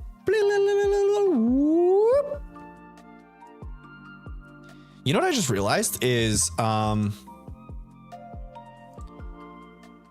this thing is not working right. Why is my, I don't know why it does this. Stinking, there it goes. The game sounds were not on. Link those. Okay. Oh my gosh, that's super loud. Turn those down just a tad. Okay. There we go. Maybe even a little bit less. Yeah, there we go. That's better, chat. Isn't that better, chat? That's a lot better. Oh, we got a Bronzong. I think Bronzong is like defense EVs. Let's see. Before I leave, Bronzong. Oh, it's not Bronzong, it's Bronzor, isn't it? This is Bronzor. Silly. We're on the right one. It's a defense point. Yeah, we're not looking for defense right now. We're all gas and no brakes, fam. We are all gas and no brakes. We are getting after it. A Cricketune would be nice if I had Monferno. What's gonna be cool though is Cricketune gives us 2 attack EVs. That ain't bad. That ain't bad, y'all.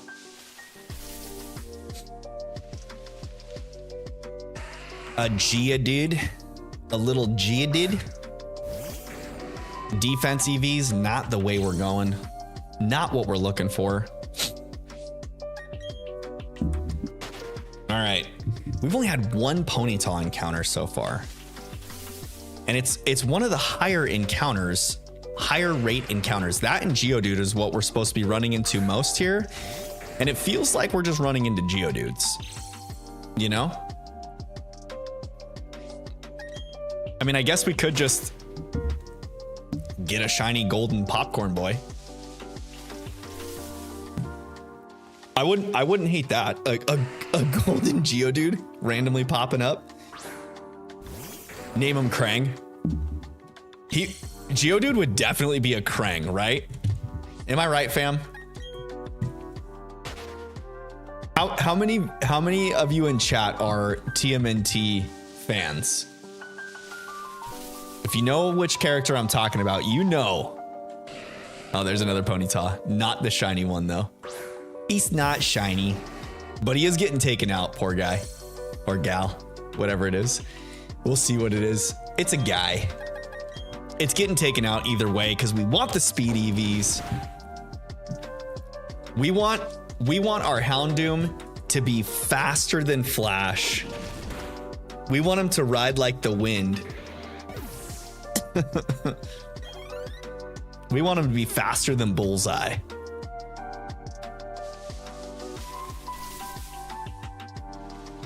I feel like we're either, if we find a shiny Geodude, it's either going to be Krang or Rocksteady. Rocksteady sounds like a perfect name for Geodude as well. But Krang is like the little alien guy that sits in the belly of that android that he builds. And he's just got like little squid arms, you know? Just kind of fitting of a Geodude, I feel.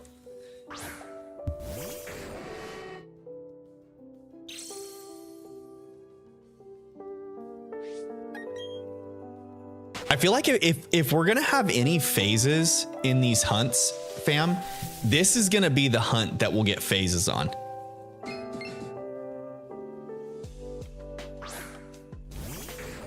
This will be the hunt.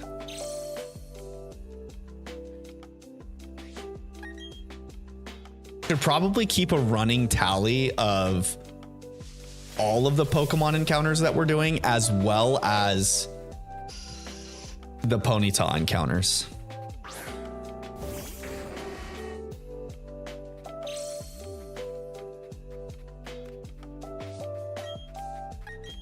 Zubat gives a speed EV. We are taking it out. Later, Zubat. I'm still debating if I want to build a computer, buy a PS5, or get more art supplies. Ooh. Those are some good choices there, Kristen. What? Okay, so if you build a computer, what are you wanting to use the computer for? What is like your main reason for wanting to get a computer? Is there certain PC games that you like? Do you just need it as like a household utility? work reasons, school reasons.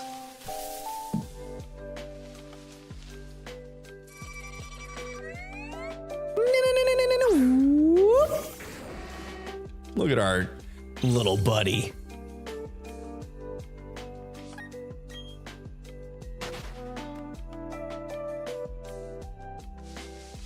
I feel like, okay, if we phase on Cricketune, it is totally being named Bebop. Geodude will get the Rocksteady name. I feel like Geodude has to get Rocksteady. Now that I've dwelled on it a little bit, Krang would be good, but Rocksteady would be better for Geodude.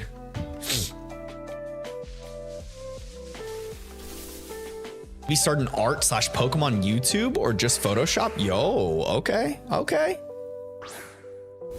That could be good.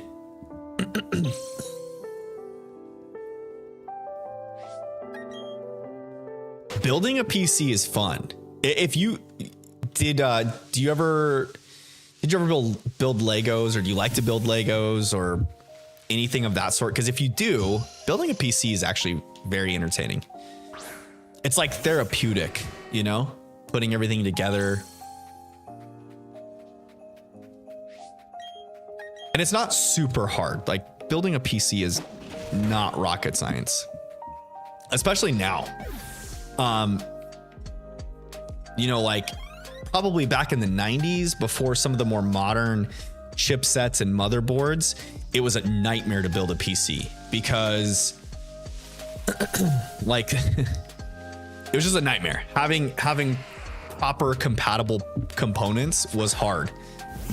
That was most of the problem. Whereas now it's like there's so many tools online to help you build a proper working PC. And then also most of the mainstream components are pretty compatible with each other, besides like the proper CPU for motherboard stuff is the main thing you have to worry about. And like most GPUs are gonna fit inside most cases now. So that's not as big of a problem as what it used to be. Yeah, so like unless you're doing some sort of niche build, it should be pretty easy.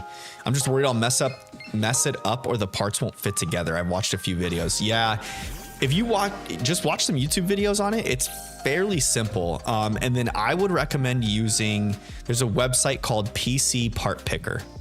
If you're going to build your own PC, you can load in an entire build of components, and it will warn you if certain components are not compatible with other parts. And not only will it just warn you, it'll have the warning and tell you why. So that's a great resource. Like when I built my computer, when was it? Like 5 years ago now. The only thing that it was like saying is that my GPU might not fit. And I can't remember if it was the motherboard or the case itself. But I already knew both were fine. I knew that it was compatible with the motherboard I was looking for. And I knew that it wasn't too big for the case. And that there was enough slots on the back for it to fit in there. Cool. Excuse me. Oh, wow. 2 Crickettunes in a row? I think those guys are like a 15% chance to find. How am I not finding more Ponyta right now? Ponyta is supposed to be like the most common, as well as Geodude. Oh my goodness.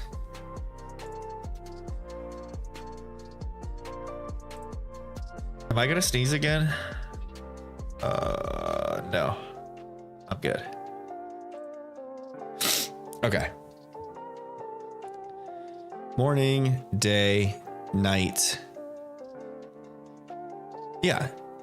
It's 10% encounter for Cricketune, 10% for Bronzor, 10% for Zubat, and I feel like I'm running into more of those than Ponyta at 35% rate. Nick is nice. Welcome to the chat. Do you have phlegm? What? Do I have phlegm? I don't think so. Do I sound stuffy? Nick is nice. How was your Thanksgiving, by the way, my friend? I hope it was good. Hope it was wonderful. I always love seeing randoms pop into Shorts chat. You never know what you're going to get in the Shorts chat with random people popping in. I've been tempted to switch the chat to like subscriber only mode in Shorts, just in case like you get those randos coming through and just putting weird stuff. But I think it makes it kind of entertaining to just let anyone jump in and type whatever they want. Nick says I'm Canadian, so I get it in October. Ah, gotcha. Okay. I haven't felt like I've been too stuffy. I just had that sneeze probably right before you jumped into stream there. So there is that. All right, come on, Ponytaws, start showing up. We just want to see some Ponyta. We need to get some Ponyta encounters. I'm not doing anything with these Geodudes anyways, you know? Kristen, did you look up the PC part picker website? It's super good, super useful. And too, like if there's a bunch of other people that submit their own builds on that website, and generally like they'll have pictures to show you of what they built, so you know that whatever components they're using work together. So if there's like a specific GPU that you're looking for, or CPU that you're looking for, just type that in, and then you can see other people's builds of PCs using those specific components, and then you could build exactly what they built too. So that's a fun way to do it. But yeah, building a PC is super fun. Oops, I didn't mean to use taunt. Whoopsies. I guess he won't use supersonic now. Not that I needed that. I think I just needed to use bite one time. Oh, great. And the poison. Oh, he's gonna use the berry. Eat up the berry.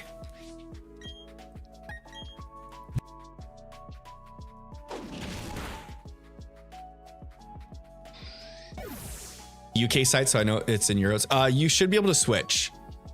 Yeah, PC part picker is on all. You should be able to switch the region. And two, you'll want to switch the region. So like if you're in NA, switch to Canada or US. Because then it'll give you, like for the specific parts you're looking for, it should list the components, like where you can buy them and what rate they're at on those shopping platforms. So whether it's Amazon, Newegg, what other, I think Micro Center might be on there if you're in NA. All of those good things. All of those good things. All right, come on, Ponyta.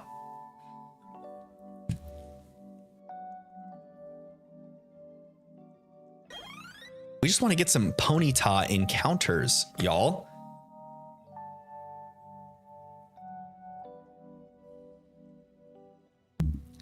You know what I just realized? Nick said I'm Canadian, so I get it in October. He's talking about Thanksgiving, right? Is Canadian, do Canadians celebrate that at a different time? Do you guys even have Thanksgiving in Canada? Is it a different holiday for you? Similar but different?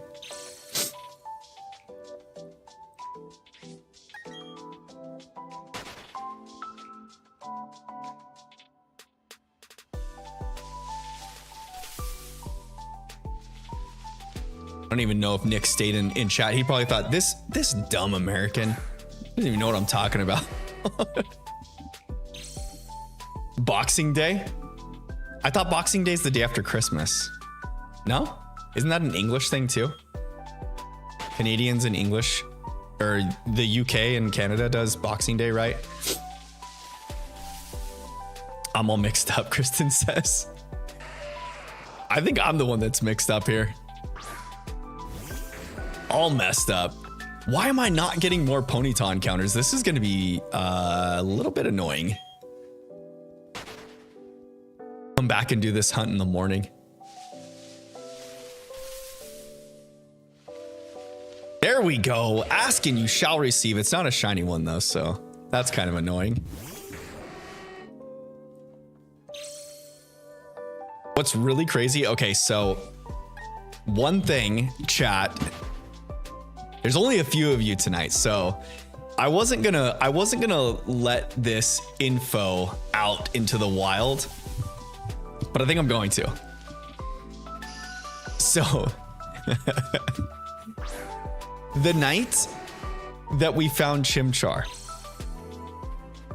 I'll have you know that right before the Chimchar encounter, right as I was loading up the game for that encounter, Gina walked out. So my computer setup is in our den. It's like attached to the house, but separate. And there's like an archway off to the side over here off camera that you guys cannot see. And Gina came out here butt naked and smiled at me and laughed and gave me a little bit of a show. And so if you go back and watch that stream, or if you watch that encounter, the Chimchar encounter, you will notice that I looked off stream for a quick second and got a smile on my face. It's because Gina was out here and the Chimchar showed up. Okay. All right. So after stream, I went to bed, laid down with Gina and laughed about that with her for a little while. We thought it was hilarious. But even better is that the stream that we found Houndoom, guys, I was joking around and telling her that her boobies were magical and that they brought shinies. And so at the beginning of stream, the night that we found Houndoom, she came out into the same area out over here and off screen and gave me a Mardi Gras Day flash, a real quick one. And we found the Houndoom. Guys, I am hellbent on the fact that Gina is my shiny lucky charm.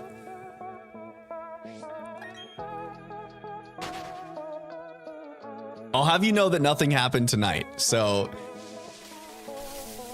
if we find the Ponyta tonight, it will break that chain.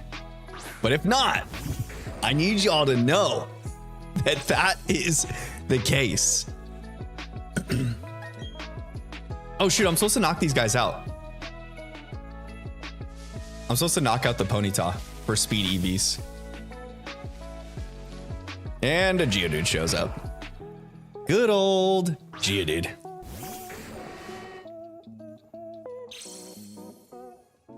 Gosh darn it. I was so used to running from all these Geodude that I forgot to attack the Ponyta as I was telling the story. Oh well.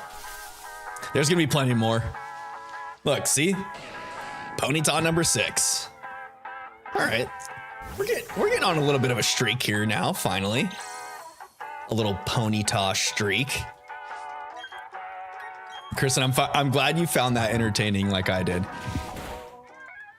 Gina and I were laughing about it for a couple days. I think we found Chimchar on Sunday and then I found Houndoom on Tuesday.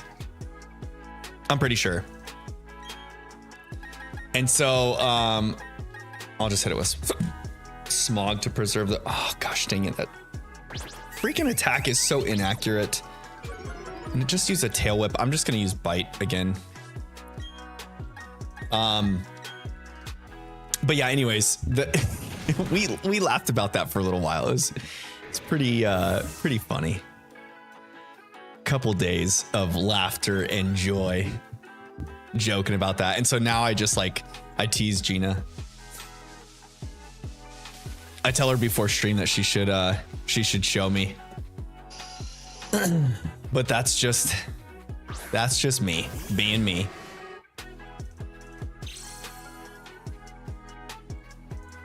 All right, Zubat, another speedy EV. We're taking it down.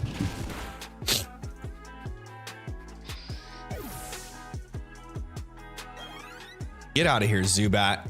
Get out of here. Look at us go, fam. We're getting some encounters in.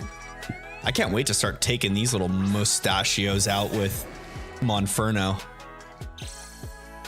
The cool thing's gonna be I'm pretty confident we're gonna phase on Ponyta, which will be fun because I'm kind of excited to see. Oh, you know what, guys?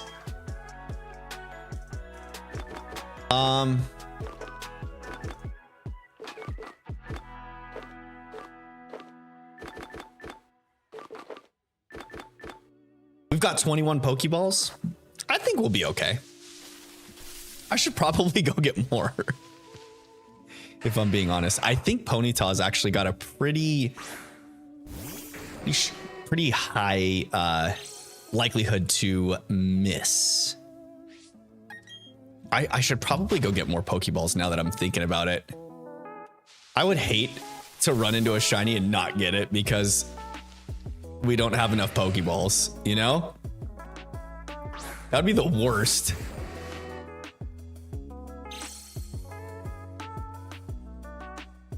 Could you imagine if I just totally just went in and like used all of the Pokeballs and we didn't get the Ponyta? Oh my god, fam, that would be the worst.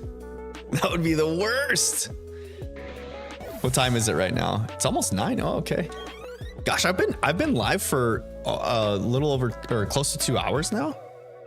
Yeah, over 2 hours, little over 2 hours. It doesn't even feel like I've been live that long tonight. All right, let's cut the tree down. We're gonna go into town down here. Make sure that we get our. Oh, dang it. Did I just trigger a battle? How's your Pokedex coming along? I'm somewhere between fantastic and hopeless, but this isn't about me. I've got something nice for you. Choose which hand you want. Let's do the right hand. You want the Versus Seeker. I think she gives you this no matter what. All right. You can have this too. You deserve it for all your hard work. The Dowsing Machine Poketch app can locate unseeable items. Oh, okay. It will tell you if there's an item on the ground that you can't see. It will be especially useful inside dark caves. Let's keep working on our Pokedexes. Professor Rowan is counting on us. Oh, look at this. There's some berries over there. I'll go back to it. What route am I on? We're going down. Oh, gosh. 207 back into Orberg. Let's go ahead and heal up. Get our power points back. I'm going to heal up, go over to the shop, get some Pokeballs, and then I need to go use the restroom. So we'll do that. Oops, no, not again. Do that. Go down to the shop. Baruski, not here. It's where is it at in this little town? There it is. There's the shop. I'm here to buy. Okay. Do we not have Great Balls yet? Really? Can I can't fast travel yet, can I?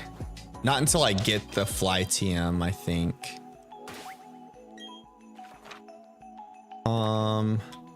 Can I? No, I cannot. Okay. Well, we're just getting regular old-fashioned Pokeballs then. Regular good old red and white Pokeballs.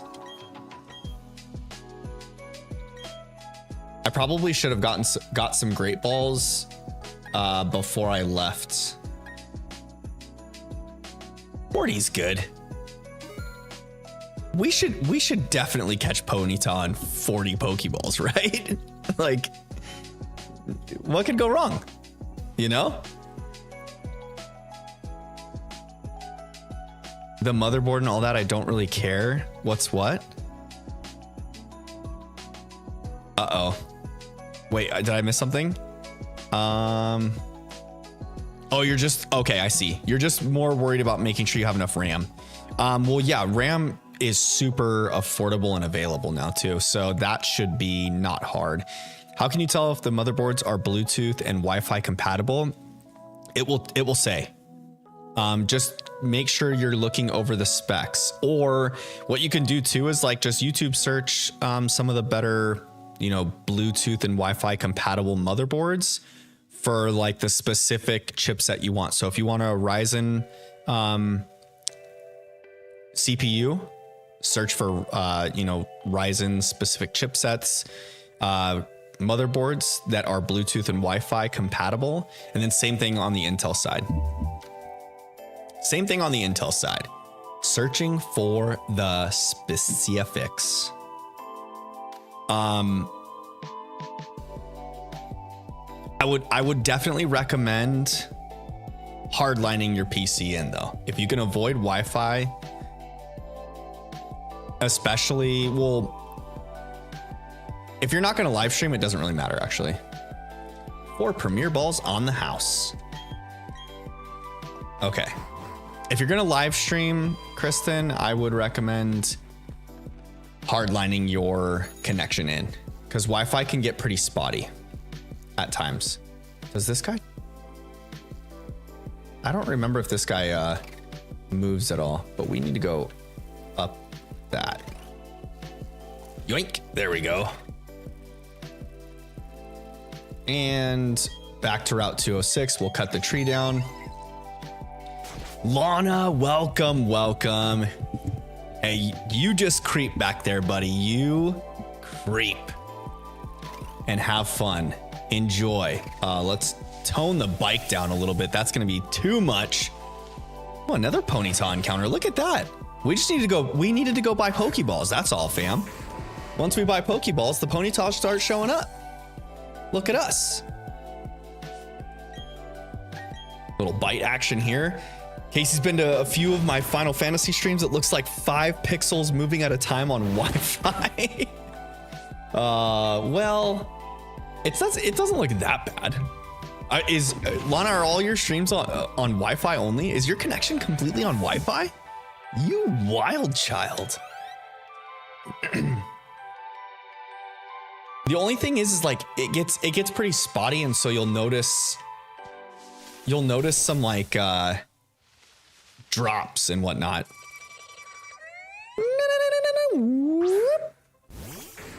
Good old Cricketune.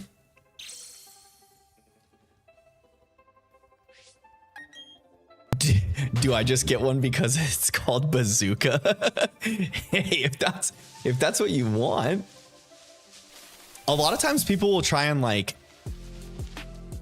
either just go super affordable with your motherboard, or if you're looking for specific features. So the biggest thing with motherboards is the input output options. So you'll notice like some motherboards will have more USB input than others, the type of USB input. So if you tend to use like USB type C more devices with your computer, you want to make sure that your input output on the motherboard has available spots. That's one thing that like with my motherboard that I got, I kind of went budget friendly with my motherboard, and it only has like one USB type C input on the back of my motherboard. And I kind of wish that I had like a couple more. I've got plenty of USB type A 3.0, which is like the higher megabit transition USB inputs. So that kind of makes up for it, but it'd be a lot nicer if I had USB-C accessibility.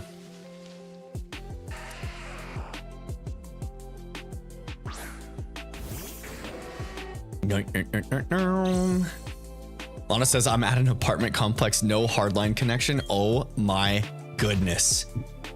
Get out of here with that. So the entire complex is on one Wi-Fi then?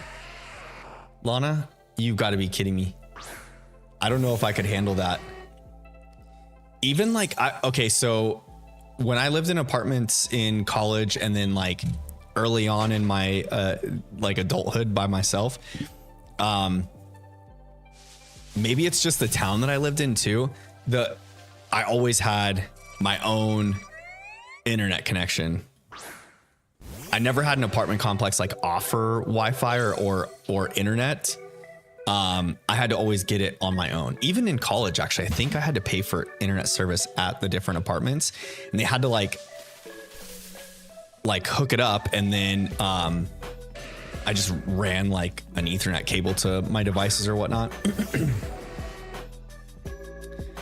I'm in the middle of nowhere, so reliable internet is hard to come by. I'm kind of in a shoot. I should have taken that ponytail out. I'm in a pretty rural area myself of Arizona, so I know that pain.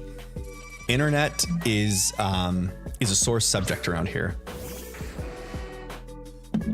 It's not the greatest in my area.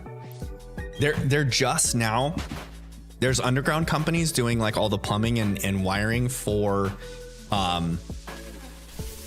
fiber internet in our area. Like just now, finally.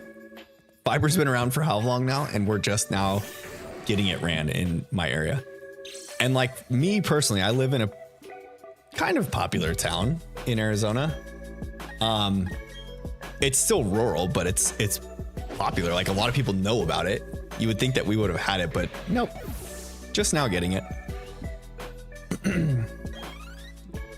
It's separate Wi-Fi per apartment, but you're not allowed to modify the building in any way, so no hardline anywhere. Just goes to the adapter.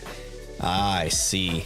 That's probably something to do with the property owners, I bet, doing that. That would make sense, I guess, if they're like really picky about nothing happening to their building, you know? So I could see that. I could see that for sure. Another Geodude. It's unfortunate because that definitely stinks that you can't even the like Wi-Fi adapter that they have per unit doesn't have like a port to plug into. It's just a Wi-Fi only, huh? That'd be pretty annoying. Bronzor, I mean, I keep calling it Bronzong. Bronzong's the bell. Bronzor is the coin. Correct, Wi-Fi only. Yuck. Yucky. Well, congrats anyways on getting through the boss, Lana. I'm super happy for you. And I'm glad that you had a good time for Thanksgiving. That cinnamon roll dessert that you posted in Discord looked freaking fantastic. It was a cinnamon roll, right? Am I correct in what I saw?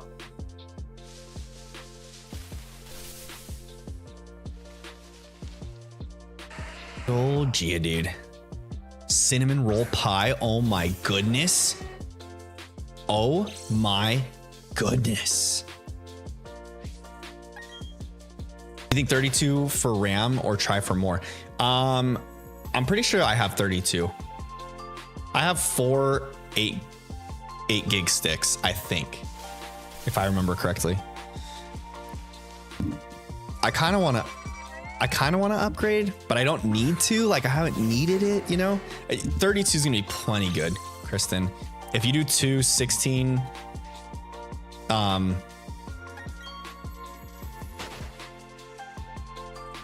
16 gig pieces or sticks of RAM is probably the way to go, especially with the way that RAM's moving towards. I would definitely recommend looking into DDR5 RAM if you can. My old lass over here is running DDR4, but she's got me through some good times. Some good HOTS tournaments with Lana. 32 is usually a safe place. Yeah, see, 64 is more for like if you're doing video editing. I do video editing with mine, and it's fine. I just proxy everything when I'm video editing. I'm about to be up to 48 here soon, and it's kind of overkill. Careful on DDR5 because your motherboard might not support it. Yeah, I was going to get to that next.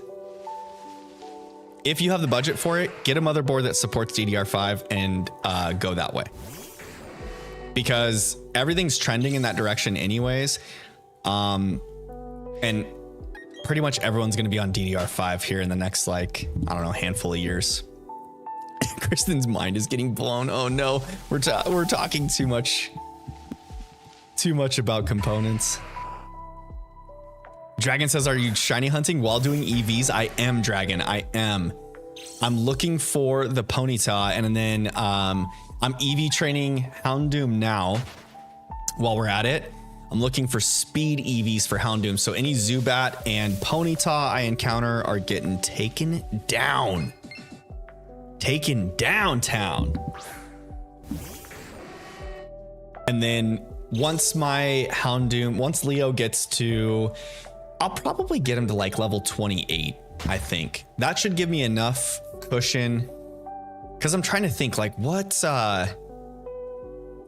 all do, excuse me. What all do I have to do before Maylene? I just go through Mount Coronet. I run into Cyrus.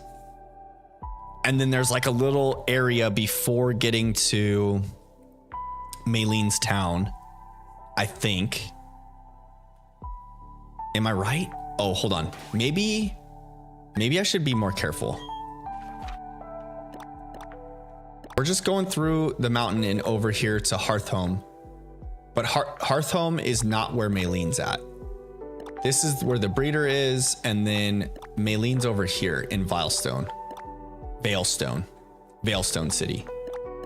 So we go here to Hearthhome, we get like an egg and such. Then we have to go through trainer battles and whatnot here. We get to Salacion Town, has the breeder in it. We come up. This is where the Psyduck block you, I believe, and head over into Veilstone off of Route 215.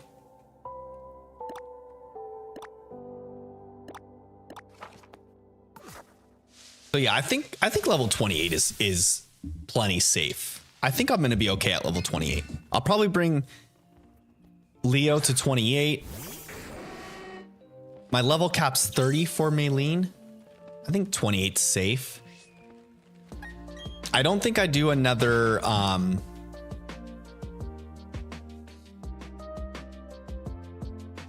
don't think that I do another Team Galactic encounter until after Veilstone. Like a major Team Galactic encounter where I'm gonna have to like take on a bunch of grunts. I don't quite understand it all, but it's try it or buy from Costco, Kristen says.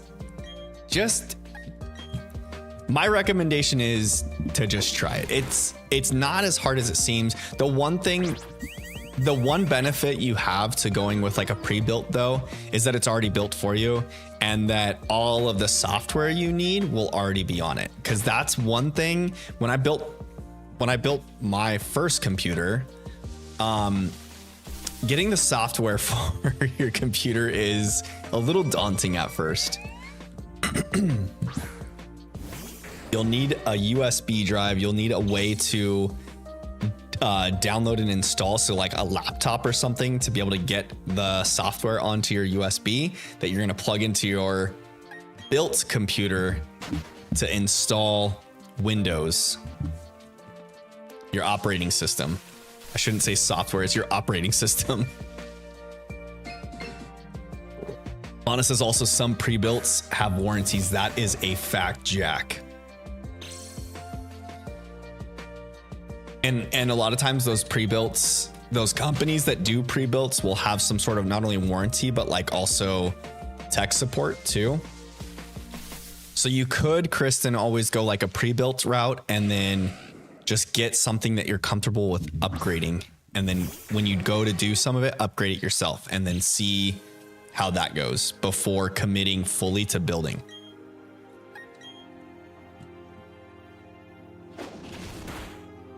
Or if you watch enough YouTube videos and you find that it's helpful for you and you get the confidence to do it, just jump right in. I jumped into my first build well before I knew what I was doing.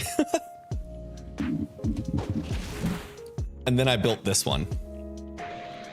I'm pretty sure that I sold my first pre-built after like a couple years to a buddy because it all worked. It was fine. It's not like I did anything wrong. It's just had better ideas of how to build my computer and things I wanted.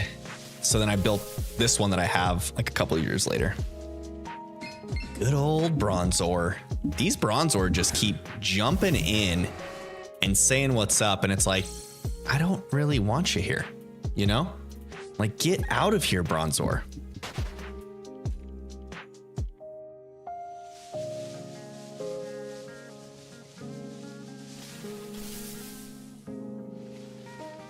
Yes, the storage is the hard drive. The storage is the hard drive.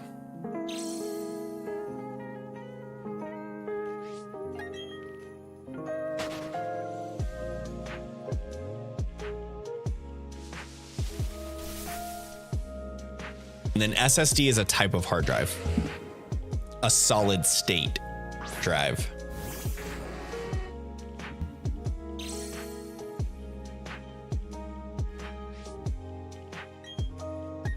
All right, we want to KO the Ponytas, KO the Zubats. Get these little buddies out of here and give us some speed EVs while we're at it.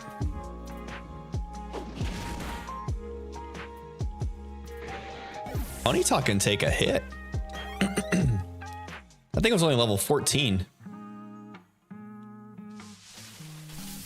4 terabyte. Yeah, you don't need it that big. 1 terabyte is plenty.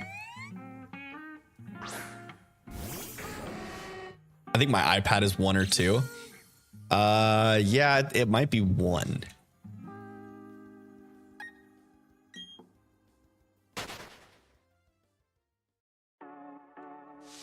I think the newer iPads are like have a 1 terabyte option.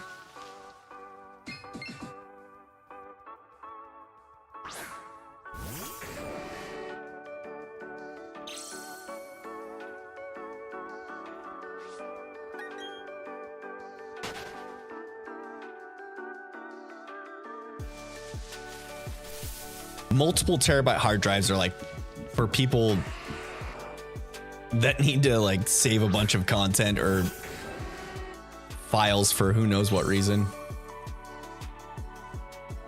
Or you have a boatload of games on your PC.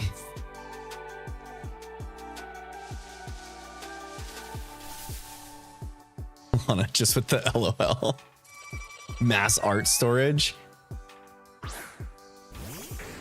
Who just has too many games? Lana says, yeah. How much storage do you have, Lana, on your PC? I think I have 2 teras on mine. Let me see.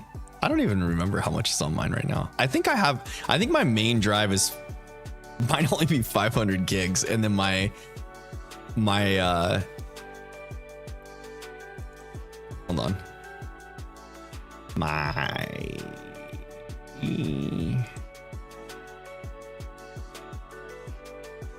system.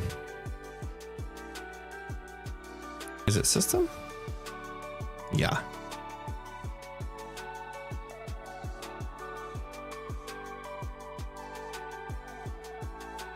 Oh no, I have 2 1 tera.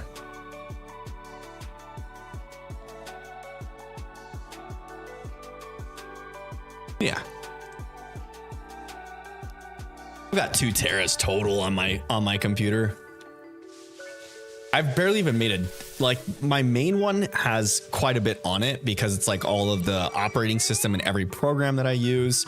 But then like I keep all of my files and whatnot on a completely different drive. And I've barely even made a dent into it. So you're probably fine. I have 3 1 terabyte NVMe chips. I've got 2 1 tera NVMe SSDs in my PC. Tired of waiting for things to load. Yeah. That's how I am. I considered doing a 2 tera before I got my extra 1 tera, knowing that I was going to get into streaming and video content creation. But honestly, I'm glad I just did the 1 tera because I don't record every stream, by the way. or save every stream. I just recently, they're stupid expensive. Yeah, I was considering it. I just recently downloaded, one thing that's nice about YouTube is you can always go back and like re-download your stuff in 720p, which is plenty fine for YouTube content.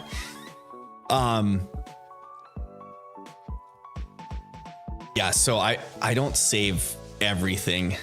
I just pull from YouTube. The one thing that's nice though is like,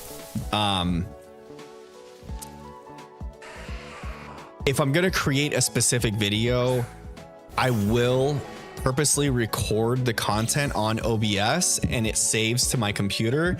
That way all of my audio is separated.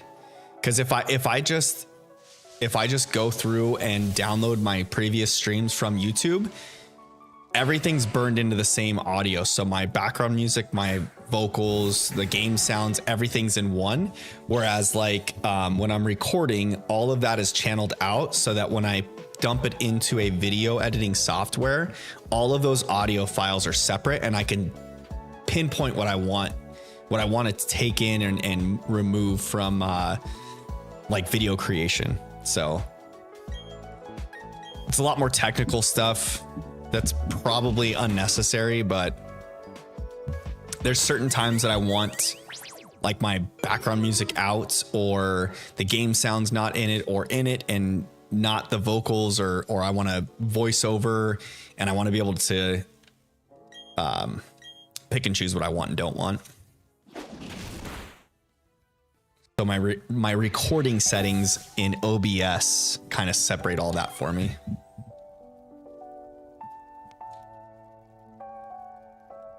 How bad my old laptop was, the lag with my old Wacom? What's a Wacom?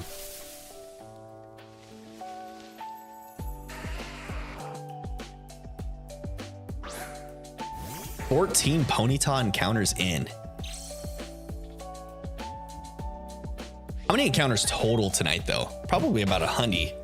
I bet, oh, a drawing tablet, I gotcha. I see. So the drawing tablet hooks into your laptop and then you can just draw on there and it like automatically goes to the computer or whatever software you're using. That's pretty sweet. I feel like digital artists have like so many cool tools and I'm so intrigued by like how they do all their things. I am not an artist at all whatsoever though. So you won't find me ever trying that kind of stuff. The best drawings I can do are stick figures and that's about it. But I always like to see like all the tools that are used for that stuff. They're spendy, I bet they're spendy. And they're so specified for what they're doing, you know? Like those drawing tablets, I feel like they're such a niche item. They have to have like specs and everything for that type of work. So can get a little bit more spendy on things like that. All right, I'm gonna try and find one more Ponyta and then I've got to go use the restroom because I got to go potty.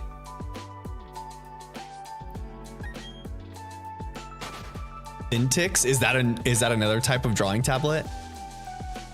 The new Syntix? Did I say that correctly? There's our 15th Ponyta. All right, taking him down and then potty time. Taking him down and then bathroom break for Casey. Guys, if you have not already and you're enjoying the stream, please consider dropping a like on the stream. It does help out greatly. It helps push the stream to the YouTube algorithm, encouraging others to get in and join the fam bam on these wonderful playthroughs, shiny hunts, all of the things of that sort. Okay, you guys sit tight, chat amongst yourselves. I'm going to use the restroom and I will be back lickety split, y'all. So sit tight. I'll be back before you know it. Okay.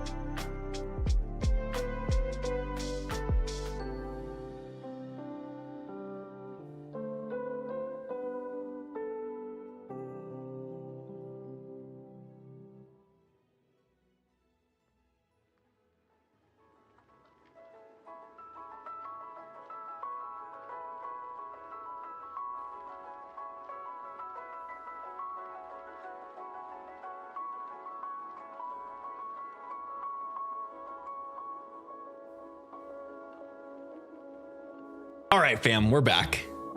It's time. It is time to get after it. Time to find some more Ponyta. Time to get our third member of the team, of the squad.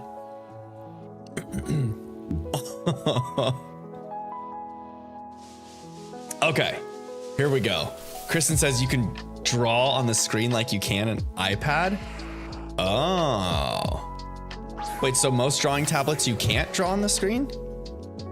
You put like a protective cover over it so it doesn't ruin the screen or something, and then the iPad and this Cintiq, you can draw right on it.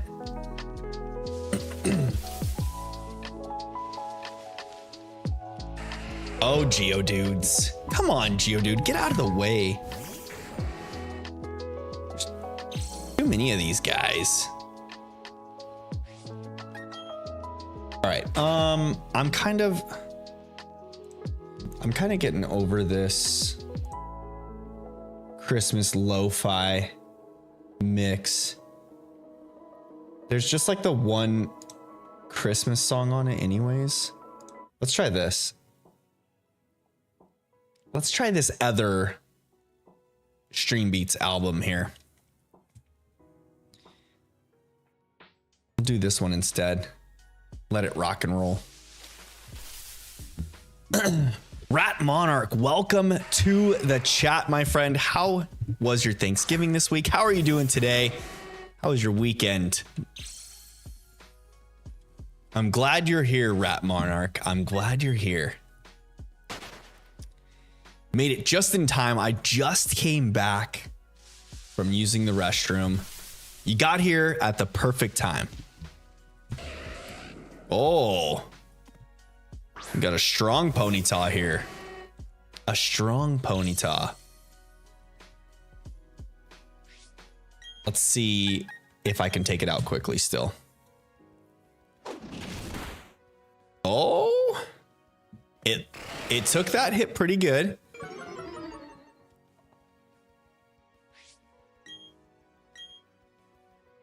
Old Wacom's, you had to have weird coordination drawing on the tablet, but it wasn't like a screen. You still had to look at your monitor. Really? That's odd. So like you would be drawing on the tablet, but looking at a different screen instead of what you're drawing on? That seems like it'd be annoying. I mean, I'm not an artist, obviously. Like I said, the best thing I can draw is a stick figure, but I would even trying to draw a stick figure on something like that would be a little wild, I think. Like you're looking at a screen over here while trying to draw, and that doesn't seem. Yes, that's it. Oh my goodness. No, thank you. Whereas like the iPads and then that new Cintiq, is that what you called it? A Cintiq? You can watch what you're drawing on the screen, and it also populates on your computer. That sounds way more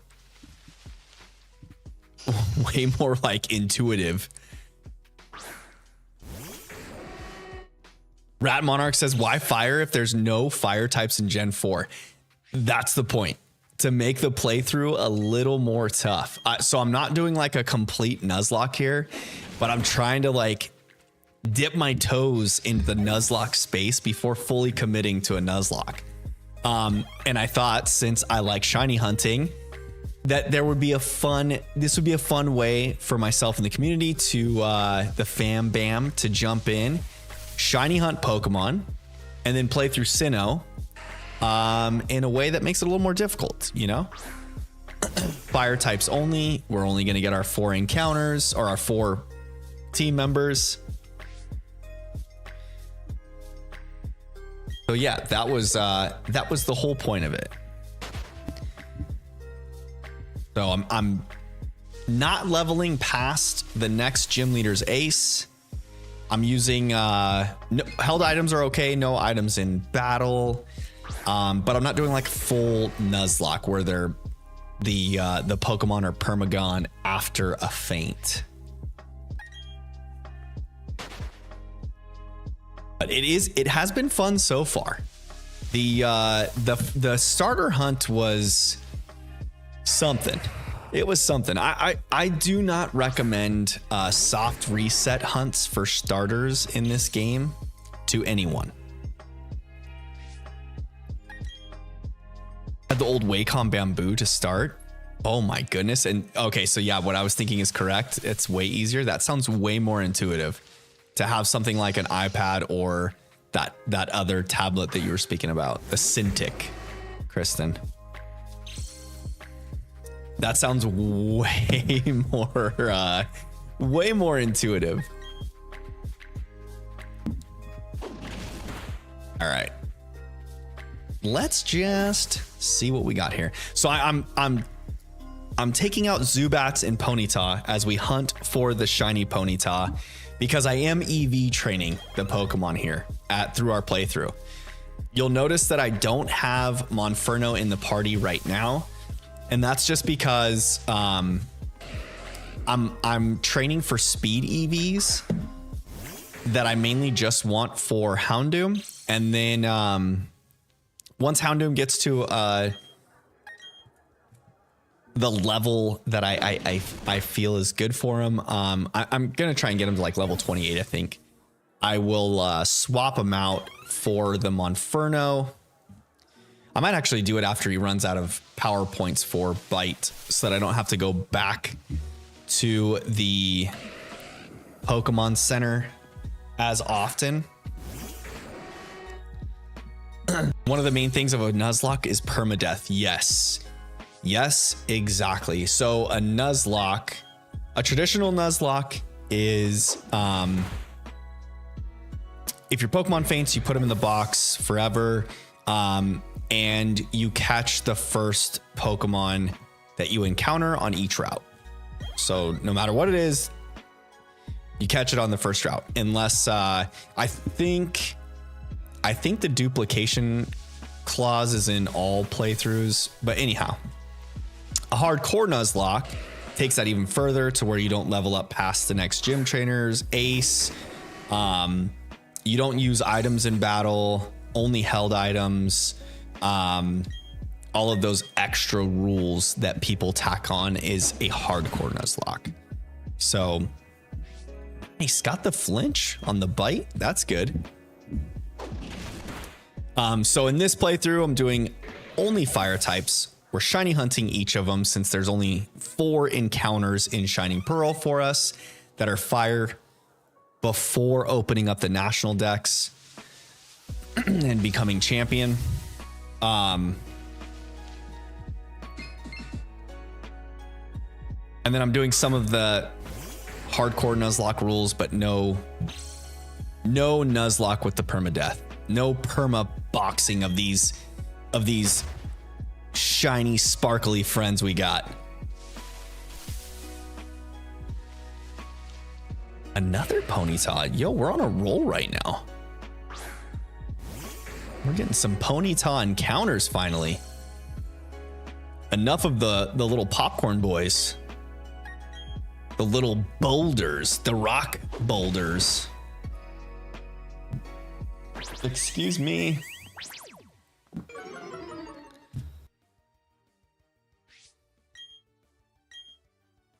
Oh, we're almost out of power points here. Ponyta fainted. Oh, we got the level up though. Do we get a new level or a new move here? No. No, we don't. Okay. Let's go ahead and put Mikey in the party. And we're hunting for Cricketoons this way. Mikey, we're taking out Cricketoons. Leo, we're taking out anything for a speed EV. So Zubat and Ponyta both give speed EVs. We're not worried about physical defense EVs from the Geodudes. There's a Ponyta there. We are moving on from this fella.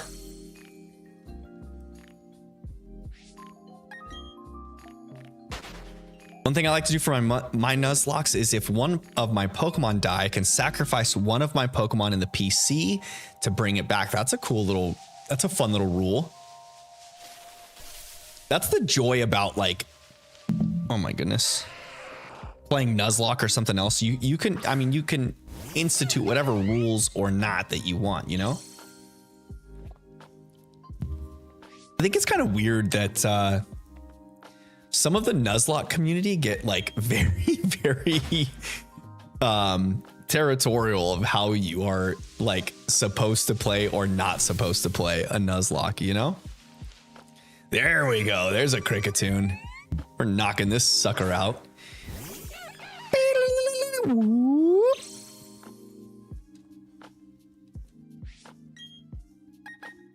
gonna get ourselves a couple attack EVs from this guy.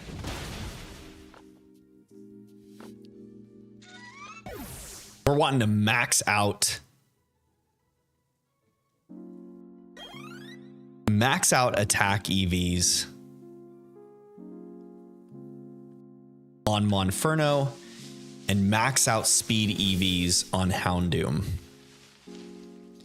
I need my Houndoom to be speedy, speedy, speedy. Person says I've never done a Nuzlocke. I have not either. This is the closest thing I've gotten to one, so we'll see how it goes. But the Pokemon I sacrifice is gone for good. Oh, meaning like you release it from the box. It's not just staying in the PC. It's gone. That sucker is gone.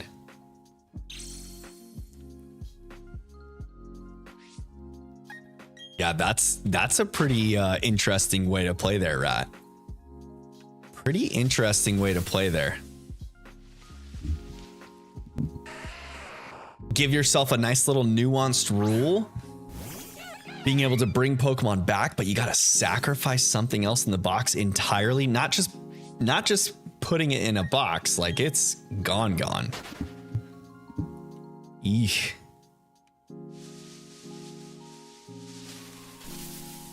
You just catch early route Pokemon just so you can use them as fodder to release into the wild.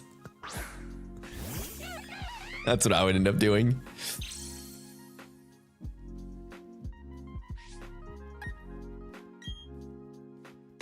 Negative on the Geodude.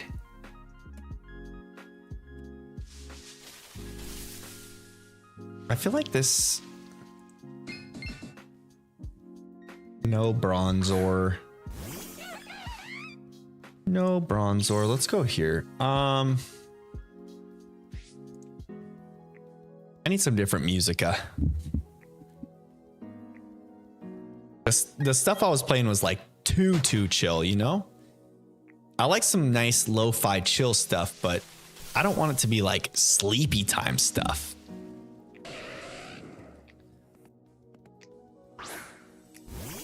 We're training Monferno right now, so no to this. No to this speed EV. Although I think I might actually, I'm trying to think.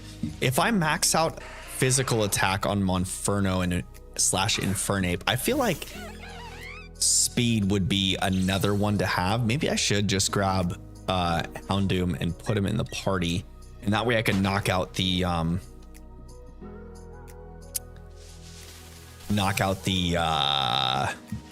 Ponyta and Zubat as well. That might be smarter to do. Actually, I am going to do that. I still follow one per route rule though, so no free sacrifices. Yeah, for sure. What does that give you? If you do one per route, there's what? How many? You do one per route plus like some of the older games have the safari zones. The different caves are their own routes. So you probably get like what, 30 Pokemon in a regular Nuzlocke? Maybe more? Was there like close to 22 routes maybe per game? And then the different caves, you probably have like 3 per game. So that's another few dungeons or whatever you want to call them. It's probably close to 30 Pokemon that you get in one Nuzlocke. Yeah, like a traditional Nuzlocke. All right, we're throwing Leo in here because I'm gonna go ahead and give Monferno speed EVs as well. Oh shoot. That's why I had Monferno in, or I had Leo in the box, because if I run into Kricketune, I want to be able to take them out to get a couple attack EVs, and I don't want Leo to... Come on, Casey, you doofus. I wasn't thinking. Team Galactic, welcome to the stream. And Team Galactic is underrated. That they are. They are a fun, evil team.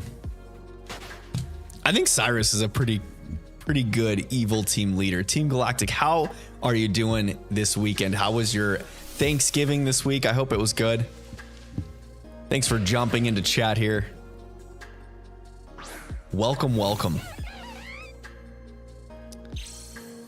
A non-shiny Ponyta. We're not going for that. We're just going to take out some Kricketune, get some attack EVs for our Monferno.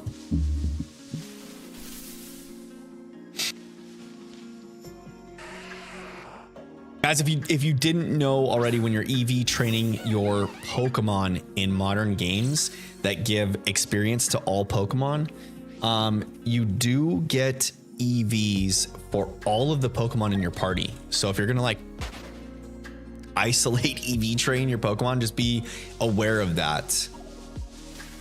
That was the whole reason why I was keeping Houndoom in the boxes, because I don't mind having speed EVs for Monferno here.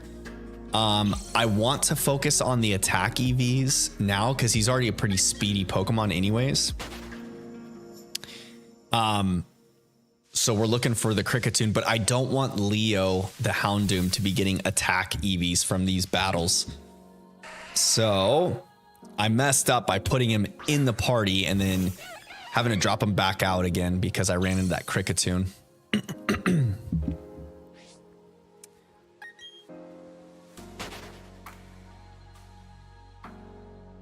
Guys, what was your favorite dish from Thanksgiving this week? If you guys celebrated Thanksgiving, I should say, because I know not everyone's from the States in the chat right now. I gotta remember that. You might not all have had or celebrated Thanksgiving.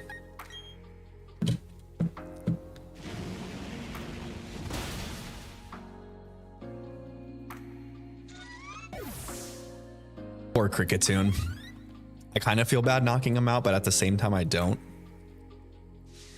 The mustachioed villain. Mr. Mustachio. Oh, look at that. 2 in a row. 2 in a row.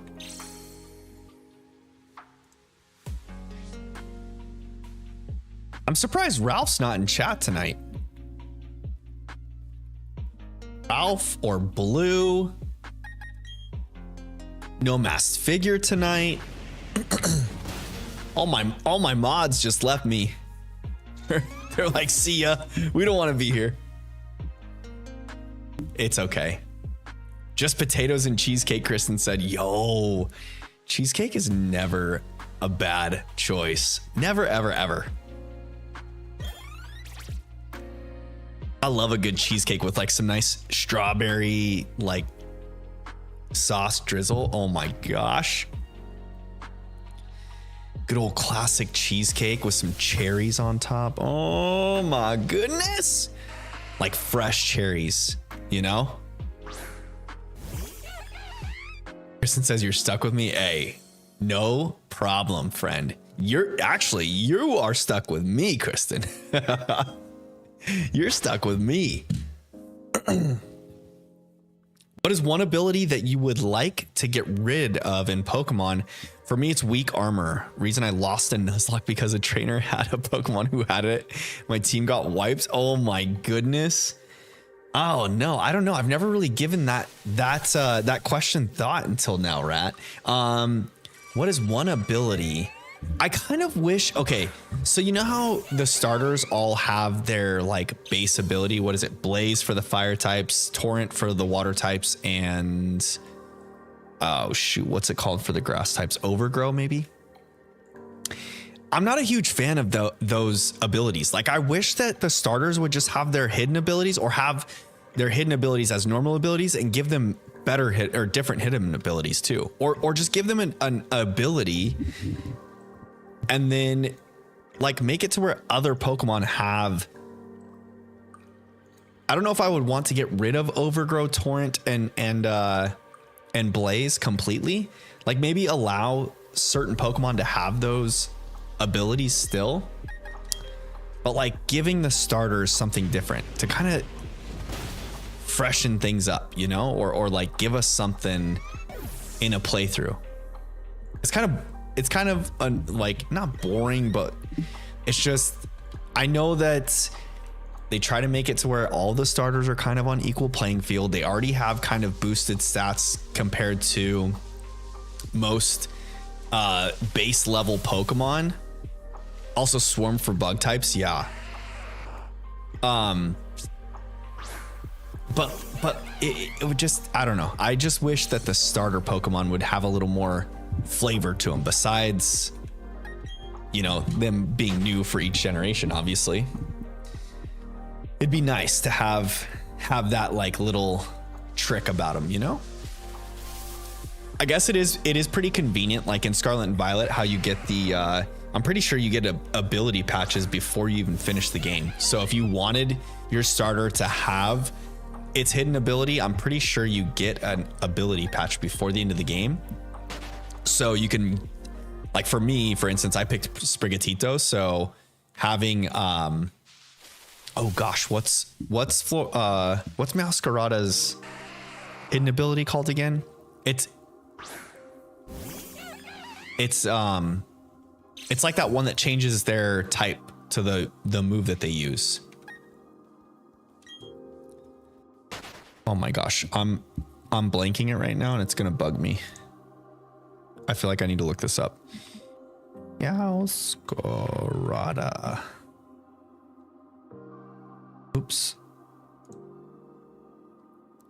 It is called Protean. There we go. Protean.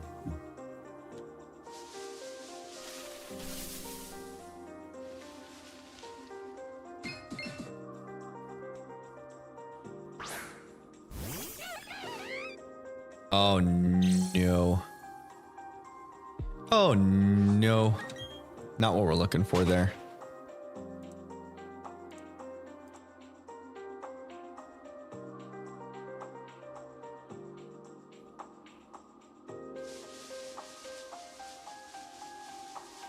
All right, let's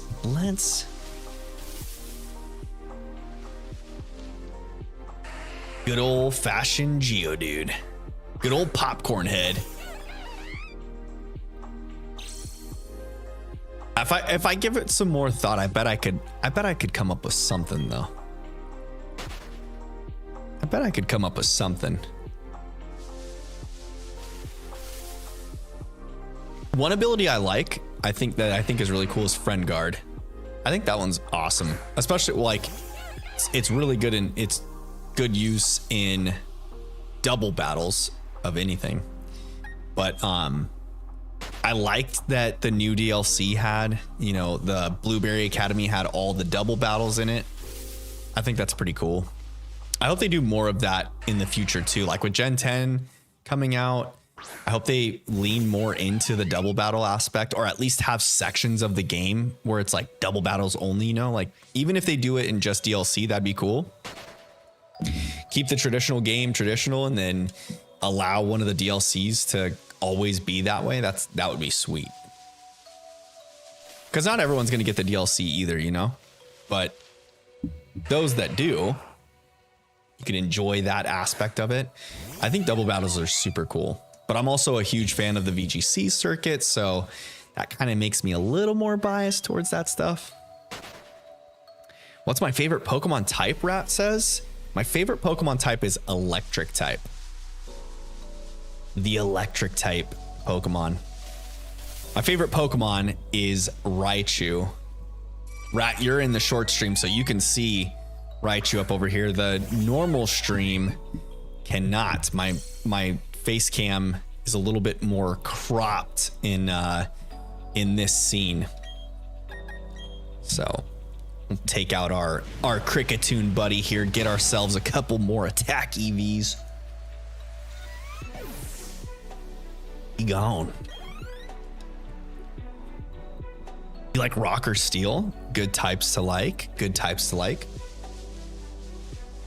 I feel like rock is such a good type in general. Good, solid defensively. They hit like trucks when they do hit. The only thing that sucks about rock type attacks is that they're inaccurate. Like all the good rock type attacks are like, what is it, 70 or 80% accuracy? Stone Edge. Risk it for the biscuit. It's always 90% accurate until it's not. Until it's 0% accurate, or it's always 0% accurate. I feel like any inaccurate moves just always feel overly inaccurate in this game. Or any Pokemon game for that matter. If you don't have like 100 accuracy move, it just feels like you miss half the time you use it. Like rock because I like all fossil Pokemon. Nice. That's a good one. I always forget that the fossil types are all rock type. I never think about it. Oh, did I hit it twice? No, just once. Okay. Just once. Not our blue flamed pony. He's not our blue flamed pony.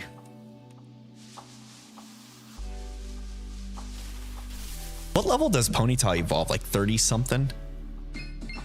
Late, doesn't it? Do I even have it pulled up anymore? Ponyta. Run from that battle. Run from that battle. Level 40? Holy poopsicle. Ponyta doesn't evolve until level 40. We're gonna have a blue flamed pony for a while. Donnie's gonna look like he's supposed to be Leo until we get to level 40. Also, the ability No Guard is there, so all moves are 100% accurate.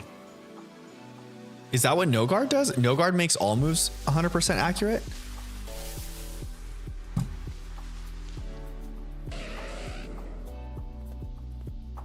I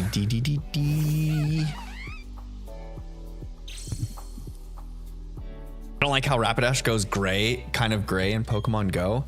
Yeah, it's kind of like, I think that's just the modern thing. Like in older games, Rapidash's flames looked a lot more purple. And then like even in, not in Scarlet and Violet, but like Sword and Shield, it's kind of grayish too. The flames are a little more on the gray side. Well, Sword and Shield, you just have Galarian Ponyta, but you can transfer it in. And even in this game, like the flames are purple, but purplish. In PLA, Rapidash's flames are very much more like a, I wouldn't even call it periwinkle. It's like a grayish purple.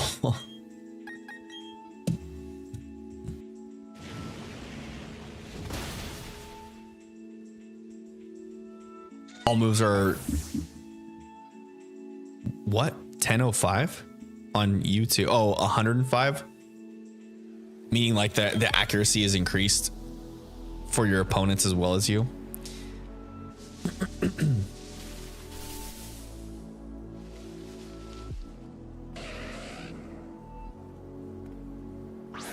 think it's pretty cool how the evasion mechanic works. Like even if you have a 100% accurate move, if a Pokemon's increasing its evasion, it makes it to where that move doesn't hit all the time. I think it's a pretty neat little nuance to the Pokemon games.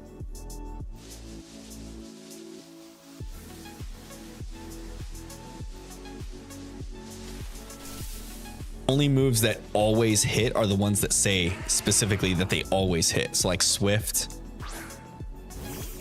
never misses. I think it says the move never misses.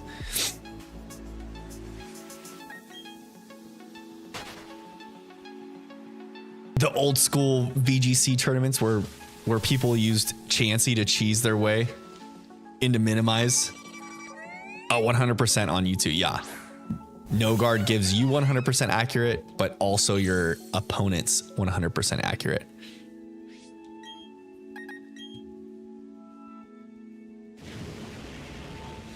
Is it just me, or does it feel like we're seeing more Kricketune than we are Ponyta?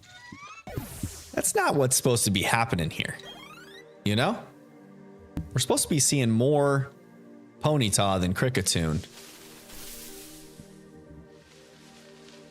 But here we are, back to back.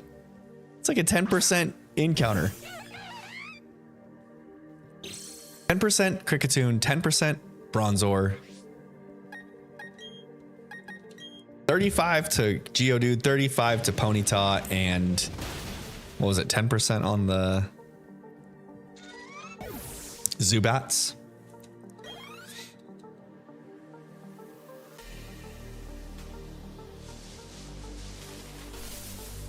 What time is it, Fam Bam? Oh, it's getting late, guys.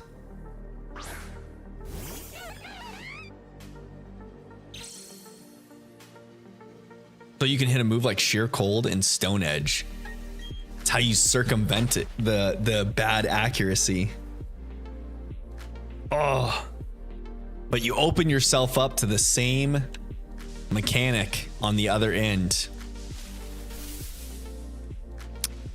One hit KO moves like Fisher, Sheer Cold.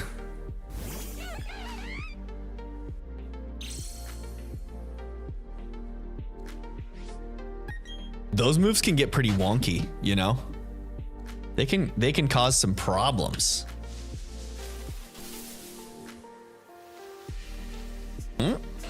There's a Ponyta. I kind of want to try and get to like 40 or 50 Ponyta encounters before I end stream. Let's see if I can get there. Normally I would end stream at about 10 o'clock. That would be like in 15 minutes for me. I don't know if I'll hit quite 40 in 15 minutes unless we just go on a Ponyta spree right here. We go on a Ponyta spree right here. It might happen. I'm gonna go until 40 for sure. But if we like, oh, another Kricketune. If we rattle off like a bunch in a row and I get past 40 well before the 10 o'clock mark, then I would just keep going.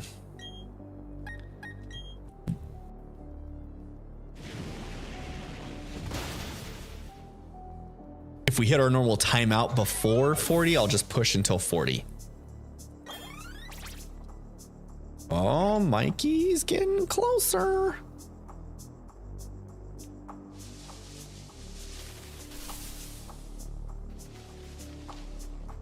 A Zubat.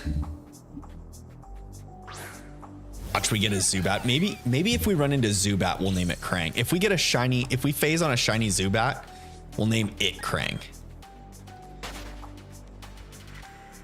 Phase on Kricketune, it's going to be Bebop. Phase on Geodude, it's going to be Rocksteady. And of course, Ponyta, when we find Donnie, we're naming it Donnie.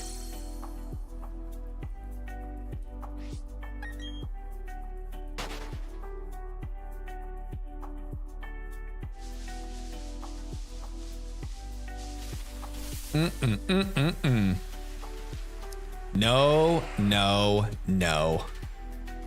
Get out of here, Geodude.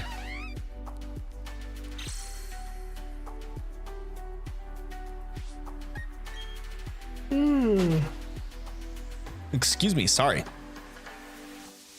Goodness gracious me, oh my. It's getting late, fam bam. It's getting late.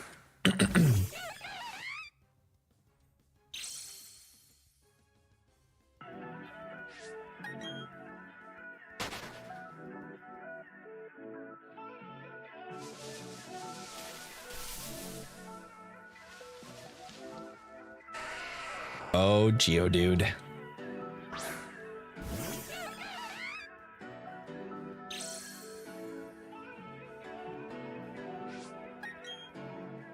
Monferno's butt looks a little funny. He's got like that big patch on the back where his tail comes out of. Oh, a strong Cricketune. Bet we still knock it out in one hit. Mikey's hitting like a truck lately.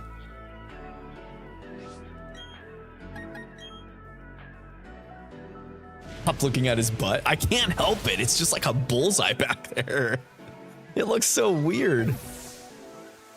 It makes me uncomfortable. Like, Game Freak, what were you thinking by putting a bullseye patch on the back of Monferno where his tail comes out of? You know? Why would they do that?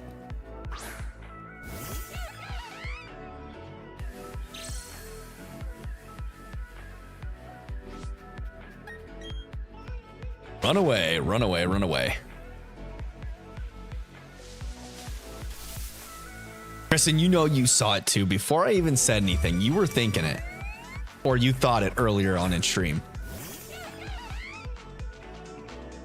Everyone sees Monferno and thinks that. Why would Game Freak do that? Why would they do that to us?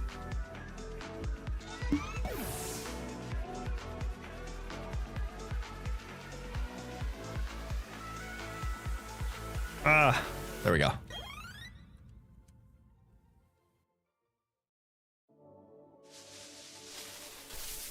Come on, Ponyta. You're not shiny, Ponyta. Go away, non-shiny Ponyta.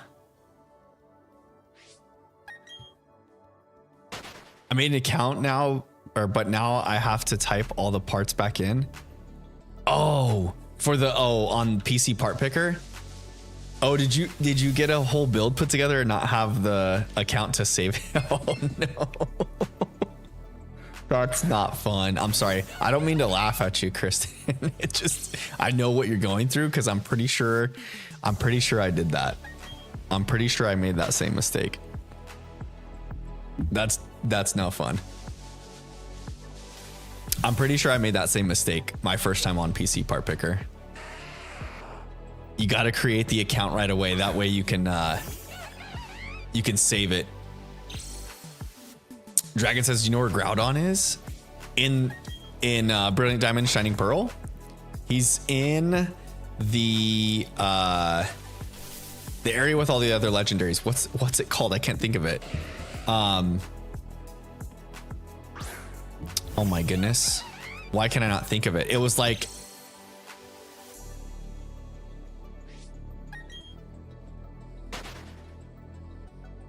my God, I'm gonna get pissed because I can't think of the name of it. It's in the bottom of the map and it's only accessible after you unlock the national dex, but you have to open up Groudon and Kyogre. Actually, are Groudon and Kyogre game specific? I think they're in both.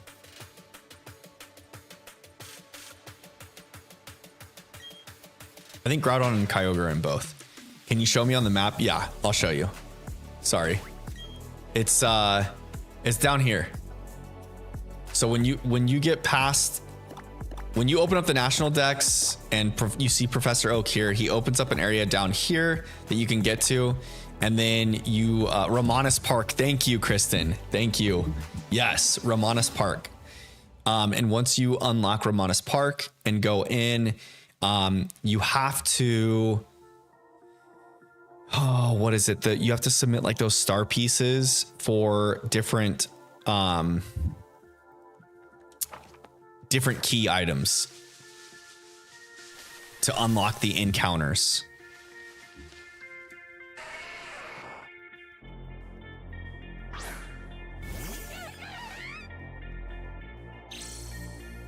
You have to do a bunch of digging in the underground so you can get the star pieces to unlock each. The tectonic slate is for Groudon.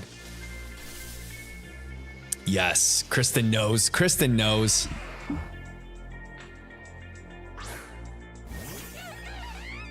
But you'll first have to do, I think, the Reggies. I think no matter which game you're playing, I think you have to first do all 3 Reggies.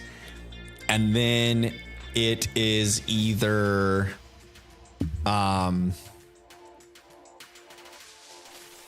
think Brilliant Diamond has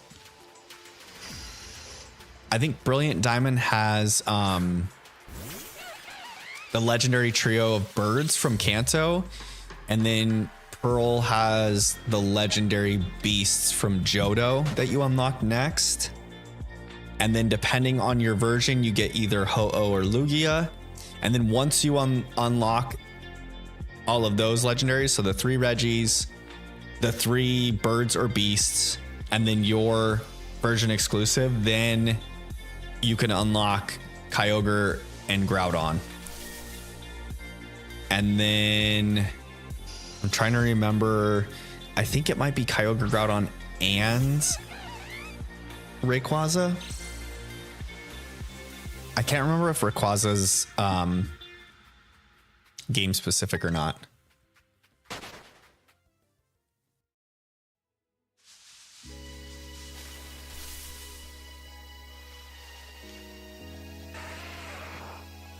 And then Mewtwo's the last one, I believe.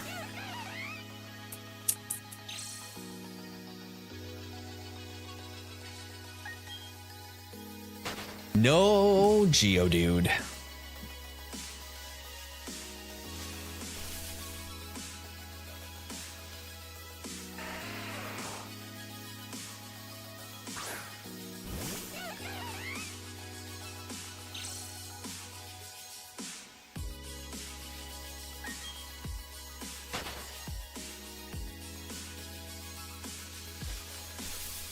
Come on, Ponytas. The Ponytas just decided to stop showing up again. I feel like we go on like sprees. We'll get 2 or 3 pretty close, and then it's like 10 other Pokemon. I guess that would make sense. 35%. You know? I guess it's just frustrating that I keep running into like a patch of them and then none for a few. And by a few, I mean like 10 or so. And then you run into like 3 or 4 more and then go 10 dry.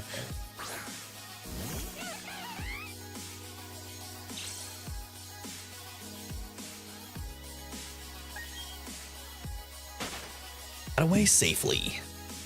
You bet your bottom dollar we did. Person says I've never played this one. It's similar though. It's similar to, you probably have like something similar in Pokemon Go. The tectonic slate. Lana says, have a good night, off to bed. I have work tomorrow. Hey, good night, Lana. Thank you so much for sticking around. I appreciate you. I hope you have a great evening, and we'll see you on Tuesday, my friend. Get your taco salad ready, Lana. It's going to be a great stream on Tuesday.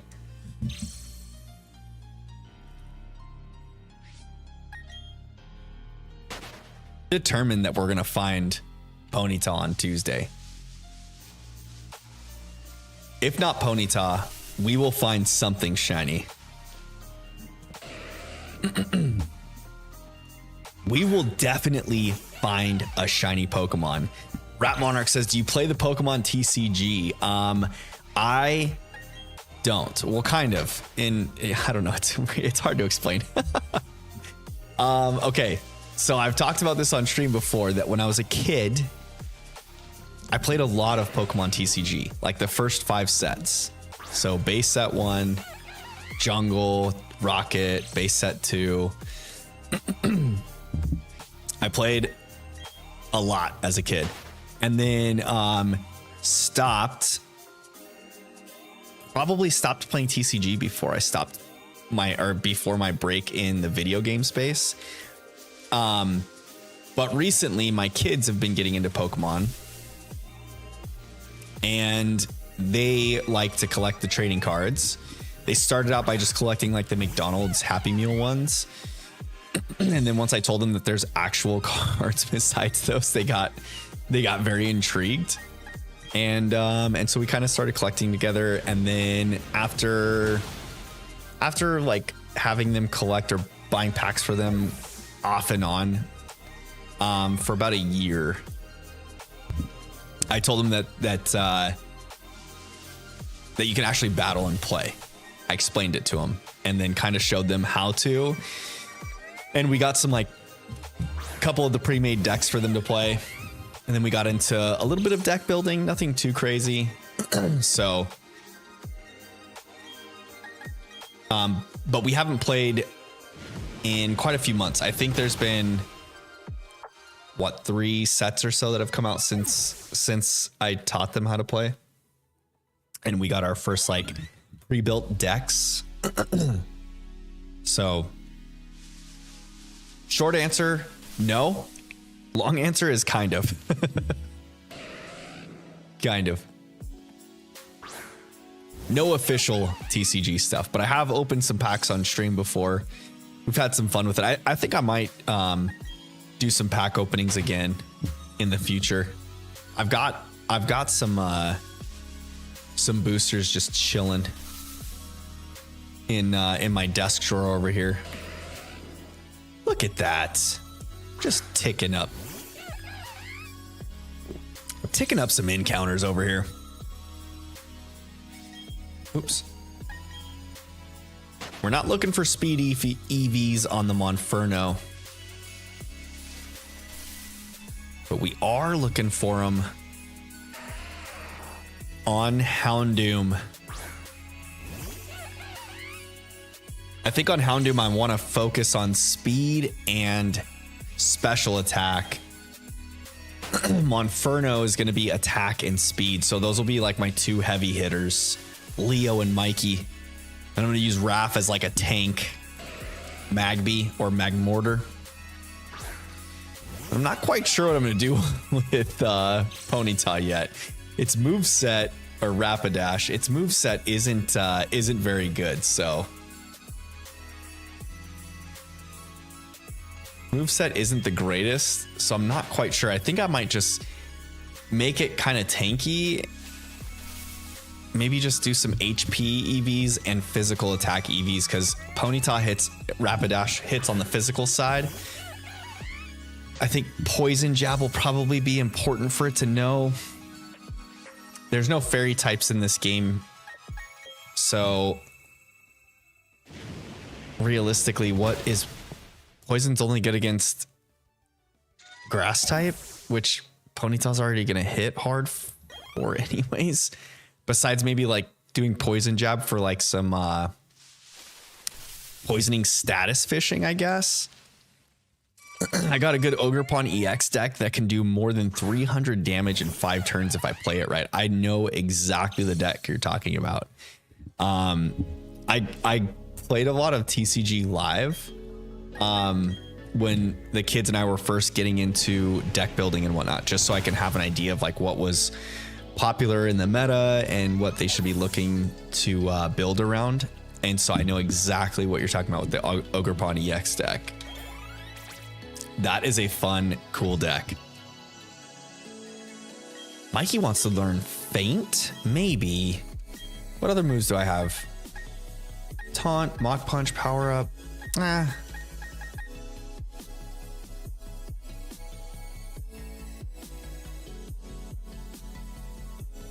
I don't think so. I think we just give up on feint. Yes. We're not worried too much about that. Protect and detect. They're not used often enough in this. I think they get used like once or twice throughout the playthrough, so I'm not going to worry too much about them. All right. We'll get another Ponyta encounter here before I switch over and give a proper send off to stream. Come on, Ponyta.